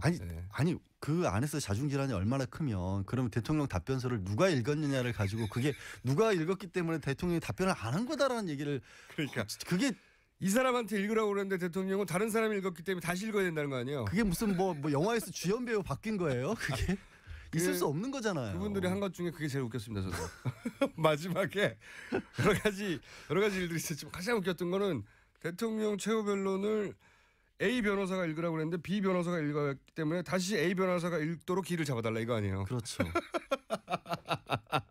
앞으로도 영원히 다시 나오지 않을. 전 부끄러워요 사실. 저 되게 슬퍼요 이게. 저는 그런 게 근데 그 주인공도 김평호 변호사인데 그런 게 대단히 재판관들을 열받게 했을 것이다. 이게 뭐 장난도 아니고 뭐냐 이렇게 했을 것이다. 라고 생각을 합니다. 네, 알겠습니다. 다음 주에는 과연 무슨 얘기를 할까요 우리가. 역시 우리 생각이 맞았다고 할지 아니면 집에 가자고 할지. 공장장 자리를 걸겠습니다 제가. 자기 팔목을 걸어야지. 아니 내 팔목을 부하직원 딸이 걸어봤자 뭐 할 거예요. 적어도 공장장 자리는 걸어야지. 자기 마음대로 제 팔목을 걸었습니다. 자 지금까지 악마였습니다. 네. 이거나 어느 쪽으로든. 어느 쪽으로든요? 아니 그러니까 기각이든 인용이든 결국은 그렇게 의견을 서로 모으려고 했을 것이다. 예, 심지어 결정문에 각자 이름이 다 쓰여집니다. 어떤 의견을 냈는지, 어떤 의견이 있는지. 그래서 보통은 헌법적 가치 때문에 소수 의견도 다 표기하고 이런 소수 의견도 이게 쓰였다고 말하는 건데 지금은 사실은 법률 문구가 문제가 아니잖아요. 나라의 운명이 결정되는 상황이기 때문에 이견 차이를 좁혀서 어떻게든 한쪽 8대0으로 어느 한쪽 결정이든 힘을 실리고 그렇게 그러니 나를 쓰지 않을까 저는 생각이 드는데 특히 내일 생중계할 때 판결문 들어보셨는데 만약에 이 판결문을 마지막에 얘기해요. 기각한다 뭐. 예, 그렇죠. 한 30여 분 보통 걸리는데 앞에 중간에 들어가기 모르다. 그래서 앞부분을 들면 이러한 사안은 위반이긴 하나 중대한 위반이다. 이런 내용도 있을 수 있어요. 하며 이런 식으로 계속 말이 바뀌죠. 결론은 제일 마지막에 이야기합니다. 이런 이야기 중간에 나온다고 심장이 덜컥하시지 않아도 됩니다. 심장은 결론을 마지막에 나고 그리고 오히려 대부분 예를 들어서 인용할 거면 앞부분에 인용 안 할 것 같은 뉘앙스 얘기가 많이 나와요. 예. 하나인데 판결문 보통 만약에 구속될 거면 뭐 예를 들어서 이런 거는 법 위반 사항이 아니고 드등 하다가 그러나 그럼에도 불구하고 그러나 다음에 나오는 거거든요. 예. 거꾸로 그 앞부분에 인용될 것처럼 이런 건 법 위반 사항이 하다 보면 그럼에도 불구하고 뒤에 이제 기각이 나온. 내일 심장마비가 왔다 갔다 하실 분도 제법 있을 것 같아요. 예. 하지만 마지막까지 들어보셔야 된다. 네. 자, 내일 11시 대략 한 11시 반쯤이면 이제 전 국민이 알게 되겠네요. 자, 다음 뉴스를 전해주십시오. 네, 동아일보에 이런 보도가 있는데요. 탄핵이 인용될 때 박 대통령은 서울 삼성동 사저를 매각하고요. 경기도 모초로 옮길 방침이다라는 이야기를 하고 있습니다. 네, 원래는 이제 내년 2월에 퇴임이니까 거기에 맞춰서 사저 계획을 잡았다가 만약에 인용되면 이제 바로 가야 되니까 삼성동 사저는 안 된다. 재건축 수준으로 공사하지 않으면 경우가 힘들다라는 건데요. 그런데 바로 옮길 수가 없는 상황인가 봅니다. 그래서 그 중간에 뜨는 시간에는요. 종교시설의 임시거처를 마련하는 방안을 검토하고 있다. 이렇게 새 사저를 마련해도 거기 경비시설인가 그런 걸 해야 하니까 그 중간에 뜨는 시간은 종교시설에 이건 노조위원장이 경찰 구속이 부당하다고 해서 피신할 때 쓰는 방식인데. 예, 실제로 그랬죠. 민주노총 위원장이 조계사에 들어가 있었고요. 또 명동 성당도 많이 가고요. 전통적으로 이제 경찰이 안 들어가죠. 종교시설에 들어가죠. 노리신 건가요? 네. 어쨌든 굉장히 의외의 이야기는 종교시설에 임시거처를 마련하겠다. 만약 인용의 경우에. 그런 뉴스가 나왔고요. 자, 다음 뉴스는요. 또 어제 헌법재판소 앞에서요. 경찰관 2명을 폭행한 혐의로 향기국 사무총장 민모 씨가 현행범으로 체포됐습니다. 뿐만 아니라 3.1절 탄핵반대 집회에서도요. 가스총 가지고 참가했던 50대 남성 강모 씨가 입건됐습니다. 뭐 이런 뉴스 지금 나오면 뭐합니까? 내일이 결정나는 날인데 이제야 이런 뉴스가 나오네요. 네. 박영수 특검 그 집 앞에서의 시위에 관해서는요.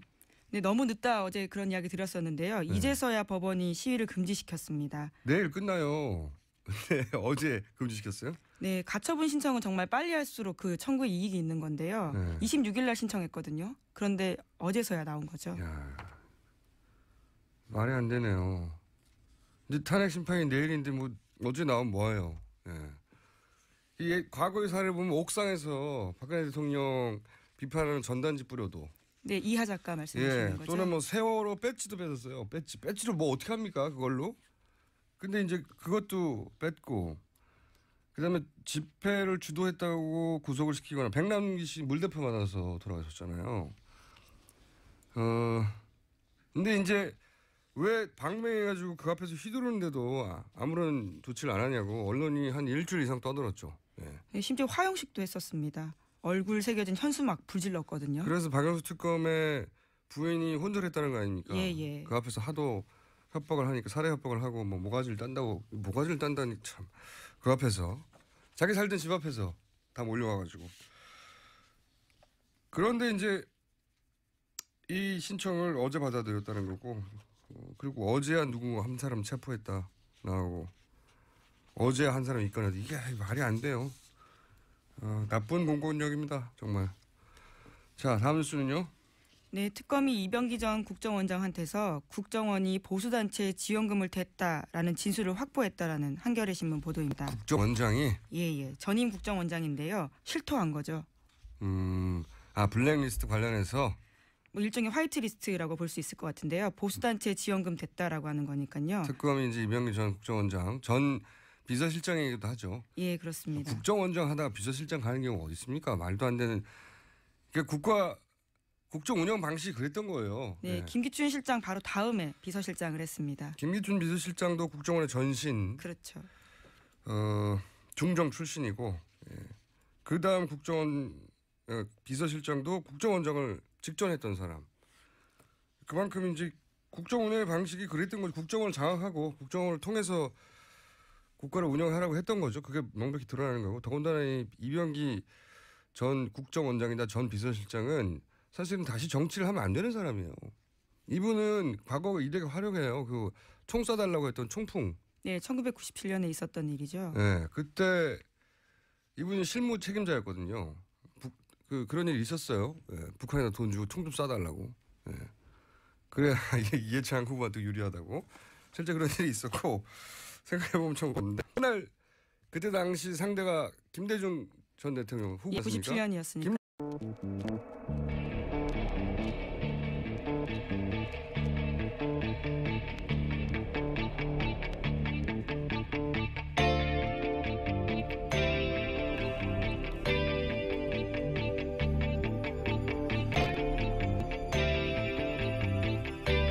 안녕하세요. 김호준입니다. 유일호 경제부총리가 어제 경제관계 장관회의에서 최근 중국의 경제보복 조치에 대해 사드 때문이야 말할 수 없다고 했습니다. 중국 정부가 사드 때문에 경제보복을 하는 거라고 명시적으로 한 것이 없기 때문에 사드 때문이라 단정할 수 없다는 겁니다. 바본가요? 한편으론 그렇게 말할 수밖에 없기도 했겠다 싶습니다. 무슨 대책이 있어야죠. 정부가 그동안 해왔던 말들은 한마디로 설마 중국이 보복을 하겠어? 이게 전부였죠. 그러니 보복에 대한 대응 시나리오도 없고 그렇게 아무 준비도 없었으니까 상황이 발생해도 할 수 있는 거라고는 그게 사드 때문이 아니라고 혼자 우기는 것밖에 없었던 거죠. 이런 정부의 박 대통령의 능력에 최순실의 이권이 이 나라를 운영해왔다는 걸 생각하면 숨이 턱 막힙니다. 내일은 그렇게 막혀왔던 숨통 트인 날이길 진심으로 바라봅니다. 이것은 생각이었습니다.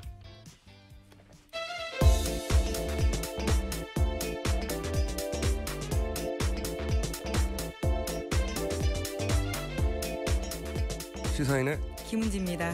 네. 어제 이어 사드 얘기를 잠깐만 하면 저희가 몇 달 동안 탄핵 얘기만 했기 때문에 네, 최순실 씨 이야기요. 중국 경제 보복에 대해서 이제 정부 반응이 경제부총리가 그거 사드 때문이라고 할 수 없다고 말할 줄 누가 상상이나 했겠습니까? 저는 이것은 호연직이다 거의. 모두가 예스라고 할 때 혼자 노라고 하는 호방한 기상. 이런 말을 할 줄 몰랐어요. 근데 이렇게 진짜로 말했단 말이죠. 그렇게 단정할 수가 없다. 저는 그 정부와 영무가 마땅하다고 생각하는 게 사드 관련해서 그동안 안 한다고 하다가 안 할 거라고 중국이 하다가 무역 보복을 하지 않는다고요. 실제로 네, 이제 보복이 막 들어오고 뭐 롯데 같은 경우는 이제 20개가 넘었잖아요. 영업 정지가. 예, 중국에서요. 예. 처음엔 서너 개로 시작하더니 20개가 넘었어요. 근데 그래서 정부가 제일 먼저 얘기했던 대응이 뭐냐면 WTO 제소예요. 네. 예. 세계 무역기구. 이게 거짓말이거든요. 거짓말. 어떤 의미의 거짓말이냐면 어제 그 헌재가 인용하면 국제사법재판소로 가겠다고 했던 수준의 거짓말이에요. 그게 그 국제사법재판소는 국가 간 분쟁 다루는 데라서 헌재 판결하고 아무 상관이 없다고 받아주지 않는다고 했잖아요. WTO는 이 군사 안보 문제는 예외로 한다고 하고 있어요. 모든 경제 조약이 그래요, 원래. 그러니까 WTO로 이 사드 문제인 겁니다. 원천적으로. 그러니까 중국이 내린 조치 자체적으로 내린 조치잖아요. 그게 우리 안보 때문에 그랬다고 하면 그걸로 끝이에요. 그 FTA도 마찬가지로 경제 조약들이 기본적으로 다 똑같아요. 이런 경제 조약들은 돈 문제잖아요. 돈 문제 이전에 이건 우리나라 군사 안보의 문제야. 그럼 예외 조항이에요, 다. 말이 안 되는 거고요. 게다가 중국이 롯데 영업 정지시킨 게 다 자기들 국내법 기준이잖아요. 뭐 소방법, 화재 그런 것들이죠. 이건 모든 나라가 마찬가지지만 그런 걸 엄격하게 적용하면 사실 우리나라에도 걸릴 업체들 많습니다. 우리나라 다 마찬가지요. 그렇게 한 거예요. 그러니까 자기 나라 법을 엄격하게 한 거란 말이죠. 이걸 어떻게 WTO로 풀어요. 이게 그것도 그렇고 만약에 100번 양보해서 WTO가 그래 이건 무역보복 부당한 거 맞다고 결정했다고 쳐요. 그럼 할 수 있는 게 무역 장벽을 높이는 거거든요. 뭐 보복 관세를 매긴다든가. 그러면 관세가 좀 높아지면 우리가 중국 의존도가 훨씬 높은데 중국이 가만히 있을 리도 없고. 그리고 그래서 그럼 사드 배치하세요 이러나요? 말로 소리죠. WTO는 여기서는 해법이 전혀 아닌 걸 모르 통상 전문가들이. 예. 근데 이제 국제사법재판소 이렇게 뭐 그럴듯하지 않습니까? 마찬가지예요. WTO 제소 뭐 대단한 거 있을 것 같잖아요. 안 돼요. 하는 게 아니라 아무 대응도 안 하면 무능하니까 한 거예요. 그런 의미에서 거짓말인 거예요. 이게. 뭐 정부 입장에선 딱히 내놓을 카드가 없기 때문으로 보이는데요. 작년부터 이러한 것들 내부적으로 검토했던 거에 대해서 저희도 한번 보도한 바가 있습니다. 할 수 있는 게 없는 겁니다. 예. 실제로. 할 수 있는 게 없는데 할 수 있는 게 없다고 말할 수가 없으니까 대충 말해도 일반인들이 잘 모를 거 들이대는 거죠. 국제사법과 그리고 사실 무역 보복 할 거라고 알고 있었지라고 하는 거고요. 그러니까요. 예. 예. 그래. 다음 주부터 하기로 하고요. 네. 다음 주부터 하고 자 이제 탄핵 이야기로 다시 돌아가 볼까요? 예. 뉴스를 전해 주십시오. 네, 내일 오전 11시 결정 납니다. 헌법재판소가 탄핵 심판 선고하기로 했거든요. 92일 만에 결론이 나오는 거죠. 예, 날짜가 정해졌다는 거는 사실은 결론이 났다는 거죠. 예, 왜냐하면은 결정문 써야 되거든요. 네, 계속 결정문을 쓰고 있고 당일날 아마 정말 몇 대 몇인지를 한다고는 하지만요. 대략은 나왔다고 봐야 될 것 같습니다. 그렇죠. 그런 결과가 안 나오면 날짜를 정할 수가 없는 거예요. 예, 못 받기도 쉽지 않죠. 그러니까 이제 우리 이 8인을 알고 있는 겁니다. 이제 야, 얼마나 궁금해. 예. 이견이 있었나 봐요. 그렇죠? 예. 네, 계속 평의가 그렇게 진행되고 있죠. 어제는 시간이 길었다고 하는 거 보니까 평의 시간이. 그땐 아마 대략의 결론이 나온 게 아닐까. 어떻게 예상하십니까? 세상 아무도 모르는 일이란데요. 8분을 제외하고는. 바람을 섞어서 이야기해보자면 전원이 한 의견을 내주지 않을까 생각하고 있습니다. 사실 너무 중대한 사안이라 소수 의견이 그 내부에서 없을 수 없겠지만 만장일치를 내는 게 맞다고 저도 생각을 해요. 8대 0이. 자, 오늘 여기까지 하겠습니다. 시사인의 김은지였습니다. 감사합니다.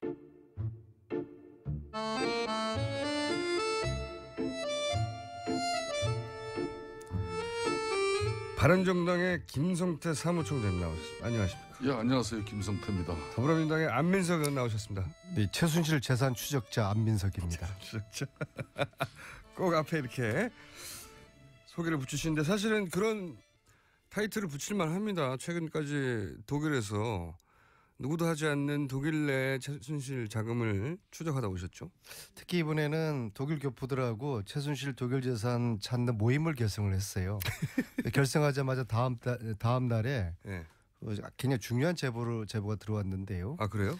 네, 홍세표 씨라고 했습니다. 박정희의 처조카 그리고 박근혜의 이종 사촌. 네. 그러니까 이제 유경수 여사 언니 유긴수의 장남이 홍세표인데요. 네네. 이번에 외환은행 프랑크푸르트 지점장으로 74년부터 있으면서 76년에 스위스 사무실을 외환은행이 개소했다. 그리고 홍세표 씨가 99년에 외환은행장으로 퇴임하던 그 즈음에 외환은행 스위스 사무실이 폐쇄가 됐다. 그 제보를 왔고요. 그래서 앞으로 지금 이 얘기를 하는 이유는 스위스 비자금 서리 프레이저 보고서에서 나왔었는데 그거 이제 무관하지 않다고 보고요. 예, 그다음에 이제 두 번째로는 그러니까 유경수 여사의 언니의 장남이 외환은행장으로 스위스에서 그 자금 프랑크푸르트에 있을 때는 프랑크푸르트 외환은행 지점장이었죠. 그래서 이제 74년에 갔었는데 그분이 아마 77년까지 있었던 것 같았는데 76년도에 근데 그 해가 박동선 게이트가 터진 그 시점하고 정확하게 스위스 외환은행 사무실 개설할 시점이 똑같다는 그것을 제보를 했고요. 그게 이제 사실이었습니다. 그다음에 제가 이번에 독일 가서 주요 인사들 있잖아요. 데이빗 윤의 아버님이라든지 포함해서 데이빗 윤은 이제 그 최순실의 독일 집사. 네, 독일 수행비서. 집사로 의혹을 받은. 네. 근데 아버지 의혹이 아니라 뭐 100% 맞고요. 그래서 8, 90년대 정윤회, 최순실 또 박근혜가 독일을 왔다 갔다 하던 시절에 독일의 그들의 그 활동과 생활을 보살폈던 그런 지금 다 어르신들이 70대 이상 분들인데요. 그분들을 만났는데 그중에 한 분이 정윤회, 최순실의 결혼이 95년도가 아니라 92년이었다라는 아주 굉장히 중요한 그 증언을 해주셨어요. 그러니까 그래서 그동안 이제 퍼즐들을 다시 다 맞춰야 되는 그런 상황이 생겼고. 안민석 의원께서 지금 하신 그 발언 내용이 유튜브에 지금 엄청난 조회수를 보이고 있어요. 그러니까 그 말은 그러니까 정유라의 출생 문제까지 연결되어지는 그런 상당히 중요한 발언이 될 수도 있는데 저는 정유라의 출생에는 발언 그 근본적인 그렇게 발언한 취지는 뭐죠? 저는 정유라의 출생 비밀이 있다면 그거는 전혀 관심이 없고요. 정윤의 최순실이가 95년이 아닌 92년에 결혼을 했다는 게 달라지는 사실이라고 그러면은 그때부터 독일의 그 페이퍼 컴퍼니를 만들기 시작했거든요. 그래서 92년에 나타난 유벨이라는 최초의 페이퍼 컴퍼니가 최순실 씨가 주주로 있는 이 사람들이 페이퍼 컴퍼니입니다. 최순실, 정윤회와 함께 이름이 올라와 있죠. 이 사람들이 결혼도 하지 않은 상태에서 어떻게 이렇게 같이 회사를 만들었을까? 그 관계가 의심스러웠는데 만약에 92년 겨울이라고 증언을 들었거든요.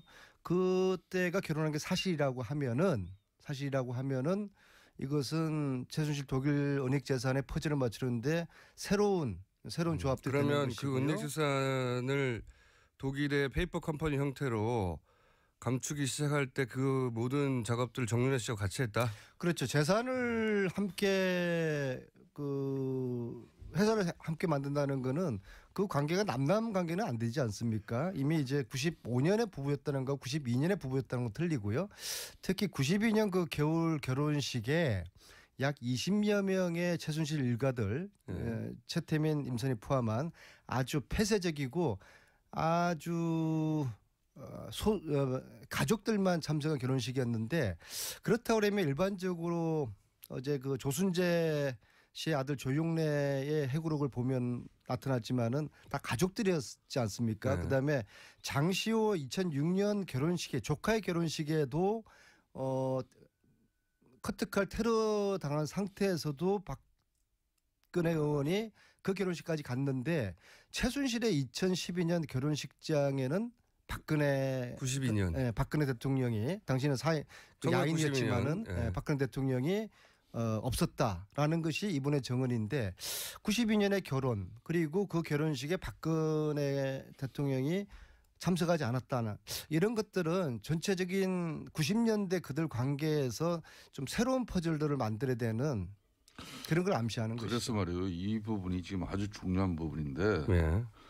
지금 안민석 의원의 저 발언과 저런 취지에 따라서 예. 유튜브 지금 동영상 상에는 정유라가 실질적으로 부모가 최순실의 딸이 아닌 것처럼 지금 현재 나오고 있는 사실 우리 안민석 의원님 알고 계시죠? 그런 주장을 하신 건 아닌데. 저는 그건 관심 없습니다. 네, 그런 주장을 하신 건 아닌데 그런 퍼즐들의 일부를 이제 그래서 그런 부분을 의혹으로 의문으로 이렇게 계속 제기할 게 아니라 구체적 사실을 가지고 예. 고발 나가라는 거죠. 언론이나 막 이런 방송을 통해서 그런 입장이 나온다면은 지금 가짜 뉴스 시대에 얼마나 국민들이 지금 피해를 당하고 아니 있습니까? 공장장 예. 정유라가 최순실 딸 아닙니까? 그렇게 알려져 있고 저는 그렇게 거기에 알려진 대해서 건 관심이 이상한 저는 없어요. 모릅니다. 92년도에 그들이 결혼했다는 거를 이번에 독일 가서 확인한 사실을 국민들께 또 알려야 되니까 네. 그것만 말씀드린 겁니다. 그 다음에 상상의 퍼즐은 또 똑똑한 국민들이 맞추시는 정유라는 거죠. 몇 년도 출생이죠? 정유라는 현재까지 알려지기로는 최순실 정윤회가 95년에 결혼했고 그 이듬해인 96년에 정윤회가 태어난 것으로. 김대중 후보를 빨갱이라고 해놓고 자기들은 거래하고 있었던 거예요. 야. 그리고 그 이후에 또 그 다음 선거 때, 요 다음 선거 때 이해창 후보가 나왔던 그때는 이분이 또 차떼기 아시는지 모르겠는데 돈을 사과 박스에 박스에, 예. 넣어서 차 트렁크에 들고 간 게 아니라 트럭째로 그냥 차떼기로 했다라고. 예. 그랬던 사건에 두 사건 모두의 실무 책임자였어요. 예. 이러면 안 되는 거죠. 다시 등장하면. 근데 대통령의 비서실장으로 그리고 국가정보원장으로 복귀했던 이 정권 하에서 그분이 이제 특검에서 보수단체 국정원이 돈 댔다. 국가정보원이 예. 돈을 댔다. 예, 예. 국정원이. 예. 이건 국정원이 이런 걸 인정한 건 처음이에요. 네, 좀 더 구체적인 진술을 보시면요. 이렇게 이야기합니다. 우리와 뜻을 같이 하는 단체에 대한 지원은 예전부터 해오던 일이다. 기조실장한테 보고받았지만 계속 그런 지원이 있어 왔기 때문에 국정원장이 굳이 터치할 입장이 안 됐다. 라면서 시인을 한 건데요. 국정원장이 왜 터치할 입장이 안 됩니까? 자기가 결정하면 되지 하지 말라고. 네. 어쨌든 그러면서 지원이 있어 왔고 그리고 본인이 있는 기간에도 계속 지원이 됐다는 말을. 예, 심지어 이런 말도 합니다. 지금도 하는 것으로 알고 있다. 다만 상세한 지원 내역에 대해서는 말하기 어렵다라는 거죠. 그러니까 지금 소위 이제 태극기 집회라고 본인들은 부르는 친박 집회, 최근에 친박 집회들의 국정원에 자금이 들어갔을 개연성이 있는 거죠. 네. 네, 얼결에 내부 고발자가 되신 겁니다. 얼결이 아니고 생각하고 했을 거예요. 본인 빠져나가려고. 다음 정권에서 반드시 수사해야 될 내용이라고 봅니다. 국정원이 왜 이들 단체에 돈을 대요? 뭐 현재 지금 검찰 특수본으로 넘어가 있긴 한데요. 잘할 수 있을지는 여전히 의구심을 많이 사고 있긴 합니다. 여하간 이런 의구심은 있어 왔는데 이건 전직 국정원장이 직접 얘기한 거죠. 이제 돈 준 것 같다고. 예, 굉장히 힘 있는 진술입니다. 아 참네. 그러니까 이런 말을 하는 사람들을 음모론으로 몰면 안 되는 거예요. 이제 국정원장이 직접 얘기했으니까. 다음 순요. 네, 또 특검이 국정원에 대해서요. 블랙리스트 명단 만들어서 문화체육관광부에 내려보냈다라는 진술도 확보했다라는 건데요. 블랙리스트에 국정원이 개입했다라는 거를 확인했다라는 거죠. 국정원 사실을 진술했고요. 또 관련 문자도 확보했다고 합니다. 그러니까 특검은 블랙리스트에는 청와대 그리고 국정원이 다들 개입해서 만든 거다라고 보고 있는 거죠. 그러니까 국가 운영을 그렇게 한 겁니다. 국정원을 장악하고 국정원을 통해서 국가를 운영한 거예요. 참 말도 안 되는. 다음 수는요? 또 국정원인데요. 갑자기 탄핵 심판 전날 국정원 뉴스가 많네요. 네, 다 한겨레 보도이긴 합니다. 문화 관련 공공기관 인사에도 관여했다라는 진술이 나왔던 건데요. 진흥원 이사 후보의 성향을 직접 조사했다라는 겁니다. 그 사람들 일일이 만나서요. 정 묻고 청와대 분명히 하라고 지시했다. 이런 이야기를 국정원 직원이 일반인 공공기관 인사에게 이야기를 한 거죠. 출판하고. 일단 그렇게 앞으로 더 많이 드러나겠죠. 아마도 만약에 탄핵이 인용되고 다음 정권이 들었으면 사실 국정원 방식을 운영한 거예요. 예. 나라 전체를. 그러니까 비서실장으로 국정원장 네, 그 당시 그래서 인사청문회 때도요. 굉장히 논란이 많았습니다. 말도 안 되는 거예요. 예. CIA 있다가 갑자기 대단히 많이 돼요. 말도 안 되는 거거든요. 상상할 수도 없는 거예요. 근데 여기서는 그러면 너무 자연스럽게 그렇게 해왔습니다. 자, 다음 수는요? 네, 특검이 최경희 전 총장이 최순실 씨를 총장 공간에 초대해서 저녁 대접을 했습니다. 예, 그리고요. 네, 게다가 최순실 씨가요. 지난해 4월에는 직접 유철균 교수, 우리한테 알려지기로는 이인아라는 필명이죠. 네. 그 교수 찾아가서 유라가 독일에서 인터넷이 안 되니까 강의와 과제를 면제해달라 이렇게 요구한 바도 있다고 합니다. 아니 학생이 출석도 안 하고 강의도 면제받고 과제도 면제받으면 뭐 합니까? 이제 남은 게 뭐예요? 점수만 달라는 거죠. 예. 역시 호연직이네요. 네. 아무도 생각할 수 없는 거 아닙니까? 학생인데 출석은 또 안 하고 강의도 안 하고 과제도 안 하고. 네. 심지어 교수를 직접 찾아갔다라는 것도 놀랍고요. 뭐 네. 최순실 씨이긴 하지만 호방한 기사인 예. 거죠. 네. 그리고 독일이 왜 인터넷이 안 돼요? 말이 되는 소리를 해야죠. 루안다 내전 때문에 안 된다 이런 것도 아니고 독일이 인터넷이 안 돼서 호방합니다. 네. 그런데 그렇게 해줬다는 거 아닙니까? 실제로. 그렇죠. 단 한 자. 번도 출석하지 않고 1년 넘게 제약했습니다. 제목 하나 정도 더 읽을 수 있습니다. 네, 특검이 최태민 씨 일가 부정축제 관련해서요. 이번에 확인한 재산만 2,730억 원이라고 하는데요. 특검은 시간이 부족해서 모두 다 확인하지 못했고 검찰로 이를 넘겼습니다. 저도 이번 수사 결과 중에 가장 아쉬운 대목인데 그 최태민 씨의 친아들이자 최순실의 이복 오빠 최재석 씨도 그리고 어제 저희 출연했었는데 이제 최태민 씨 부인 임선희 씨의 친아들 여기 좀 가게도 복잡하잖아요. 첫 번째 결혼해서 낳은 최태민 의붓아들이죠. 조순지 씨의 장남 조영래 씨도 그러니까 북의 라인 가족의 증언, 목의 라인 가족 증언 둘 다 일관되게 최순실 일가는 재산이 없었다. 예? 재산이 없었고 박정희 뭉칫돈이 1차로 최태민에게 넘어갔고 그리고 최태민 사망과 함께 그 돈들이 다시 최순실에게 넘어갔고 네. 그 이전에는 전혀 재산이 없었고 이 재산은 그러니까 첫 출발이 박정희의 뭉칫돈이었던 겁니다. 근데 이 돈은 박정희 전 대통령의 공과하고는 별개로 그 돈은 자기 돈이 아니거든요. 네. 그렇죠. 그 돈은 자기가 일을 해서 번 돈이 아니에요. 예, 뭐 지금 따지면 뭐 1,000억 단위, 2,000억 단위 된다는 돈은 그 돈은 개인 돈이 아니기 때문에 그리고 그 돈에서 이 모든 게 출발한 거잖아요. 이건 반드시 환수해야 된다. 몇 년이 걸리더라도 특별법을 만들어서라도 정권을 넘어서라도 반드시 다 환수해야 사실은 이 모든 일들이 마무리된다고 봅니다. 네, 물론 최순실 씨는 유치원 사업에서 번 돈이라고 계속 주장을 하고 유치원 있습니다. 사업에서 몇 천억을 어떻게 봅니까? 말이 안 되는 소리죠. 그렇게들 지금 알고 있고 실질적으로 정유라는 지금 정유라는 96년생으로 지금 돼 있죠. 출생신고 그렇게 돼 있어요. 그 안민석이는 대체로 그 정유라의 출생 연도를 인정을 하지 않는 그런 측면이 많은데 이 아침에 뭐 그거는 무슨 이유에서 그런 거죠? 남의 그 출생 가지고 이야기할 거 아니고요. 내일 그 탄핵 인용되느냐 마느냐 국민들 관심이 있는데 넘어가시죠. 근데 제가 말씀하신 것 중에 92년에 처음으로 안민석 의원의 주특기가 딱 조기까지예요. 여기서 한 그게 다 말만 더 읽혀요? 나가면 고소고발이 우르르 쏟아집니다. 사무총장이 그게 다 읽혔습니까? 그렇습니다. 이제 여기서 이제 헌재 선고기일 지정에 따른 그런 내용을 가지고 이야기를 하면은 많은 청취자 입장에서는 얼마나 또 이 궁금합니까? 합니까? 아니 내일 인용은 네. 8대 0으로 날 수밖에 없고 왜냐하면은 의원님 잠깐 그전 넘어가기 전에 예, 독일에 가신 이야기 중에 정유라가 그러면 최순실 딸 맞는 거죠? 내일 탄핵 인용 이야기를 해야죠. 네, 두 분이 서로 보내시려고 그러는 것 같은데 자 저도 사실 그건 궁금하지 않고 제가 궁금한 건 92년도에 처음으로 페이퍼 컴퍼니 만들잖아요. 그 네. 정유라 그러니까 최순실 씨 이름이 거기 들어가 있어요. 페이퍼 컴퍼니가. 그리고 나서 찾아내신 페이퍼 컴퍼니가 꽤 많지 않습니까? 네.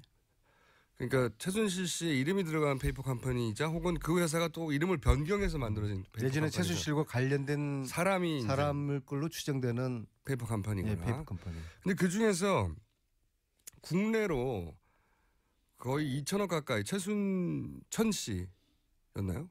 네, 동생 최순천의 회사로 그 페이퍼 컴퍼니로 추정되는 곳에서 국내로 2천억 정도 투자되는 게 있지 않습니까? 그 퍼펙트 인베스트먼트라는 네덜란드 회사가 예. 홍콩을 통해서 최근에 2천억이 예. 서동범 최순천의 남편이 운영하는 그 회사는 그 아동복 그 유명한 회사인데요. 회사죠. 그 그게 분야에서. 뭐 알려져 있는 회사인데 그게 그쪽으로 2천억을 투자받았어요. 2천억이 이제 들어왔는데요. 예. 그래서 그 2천억을 네덜란드에 있는 회사가 우리나라에는 아동복 회사에 2천억을 꽂았다는 건 엄청난 거란 그게 말이죠. 좀 이상해서요. 그래서 그래서 찾아오셨나요? 이번에 이제 독일에 간 김에 그 네덜란드 그 회사를 찾아서 갔어요. 그 회사가 네. 온전한 회사인지 과연 그런 정도의 투자를 할 만한 규모를 가진 투자 2천억을 회사인지 투자하려면 뭐 했는데 엄청난 회사야 되는데. 딱 갔더니 프랑크푸르트에서 한 400km 떨어져 있는 곳인데요. 완전히 네덜란드 외곽에 아주 그 숲속에 숲속. 숲속. 아주 숲속에 그냥 집 한 채 달랑 있는데 예. 그 회사 사장을 만났는데요. 본인이 그런 투자했다는 사실도 모르고요. 또 2천억을 한국에 투자한 사실은 한국에 몰라요. 아무런 지인도 없다고 하고 그럼 중국에는 지인이 있느냐? 뭐 상해 근처에 아는 친구 한 명 있다고 그러고요. 홍콩을 통해 들어온 거죠. 그렇죠. 네. 그래서 참 그 이상하다는 그런 이제 생각을 했는데 2천억을 투자한 어마어마한 회사인데 갔더니 숲속에 조그만 집 하나 있는 거예요.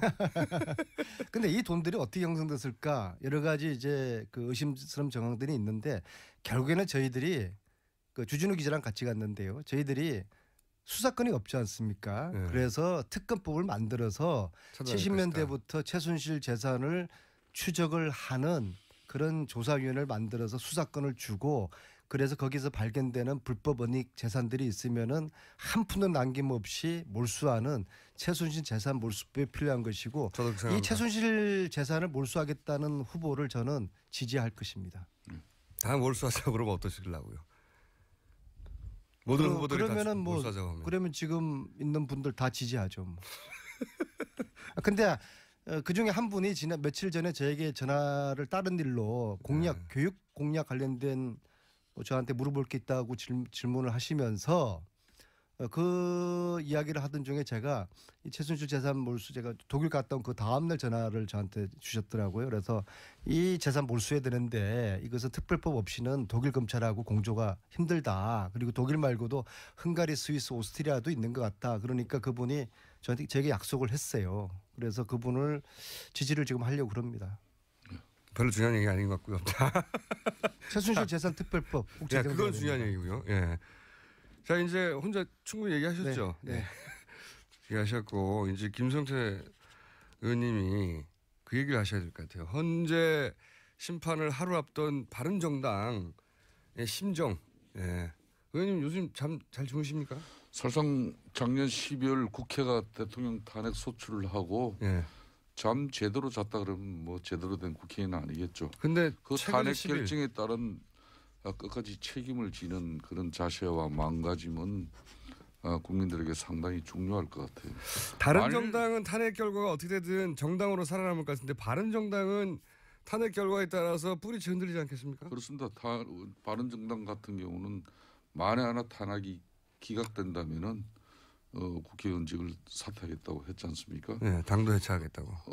응분에 또 책임을 져야 되는 것이고 그런 측면에서 어떠한 경우라도 헌재의 결정은 존중되어져야 되는 것이고 그런 측면에서 헌재는 국민이 부여한 국가 권력을 가지고 박근혜 대통령이 과연 국가와 국민을 위해서만 그 권력을 썼는지 아니면 최순실 일가들을 위한 사익 편취를 위해서 대통령이 그 국가 권력을 일부 잘못 쓴 부분이 있는지 그것만 판단되어진다면은 이 문제는 상식선에서 다 끝날 일이죠. 표준 답변이고 실제 바른정당의 분위기는 어떻습니까?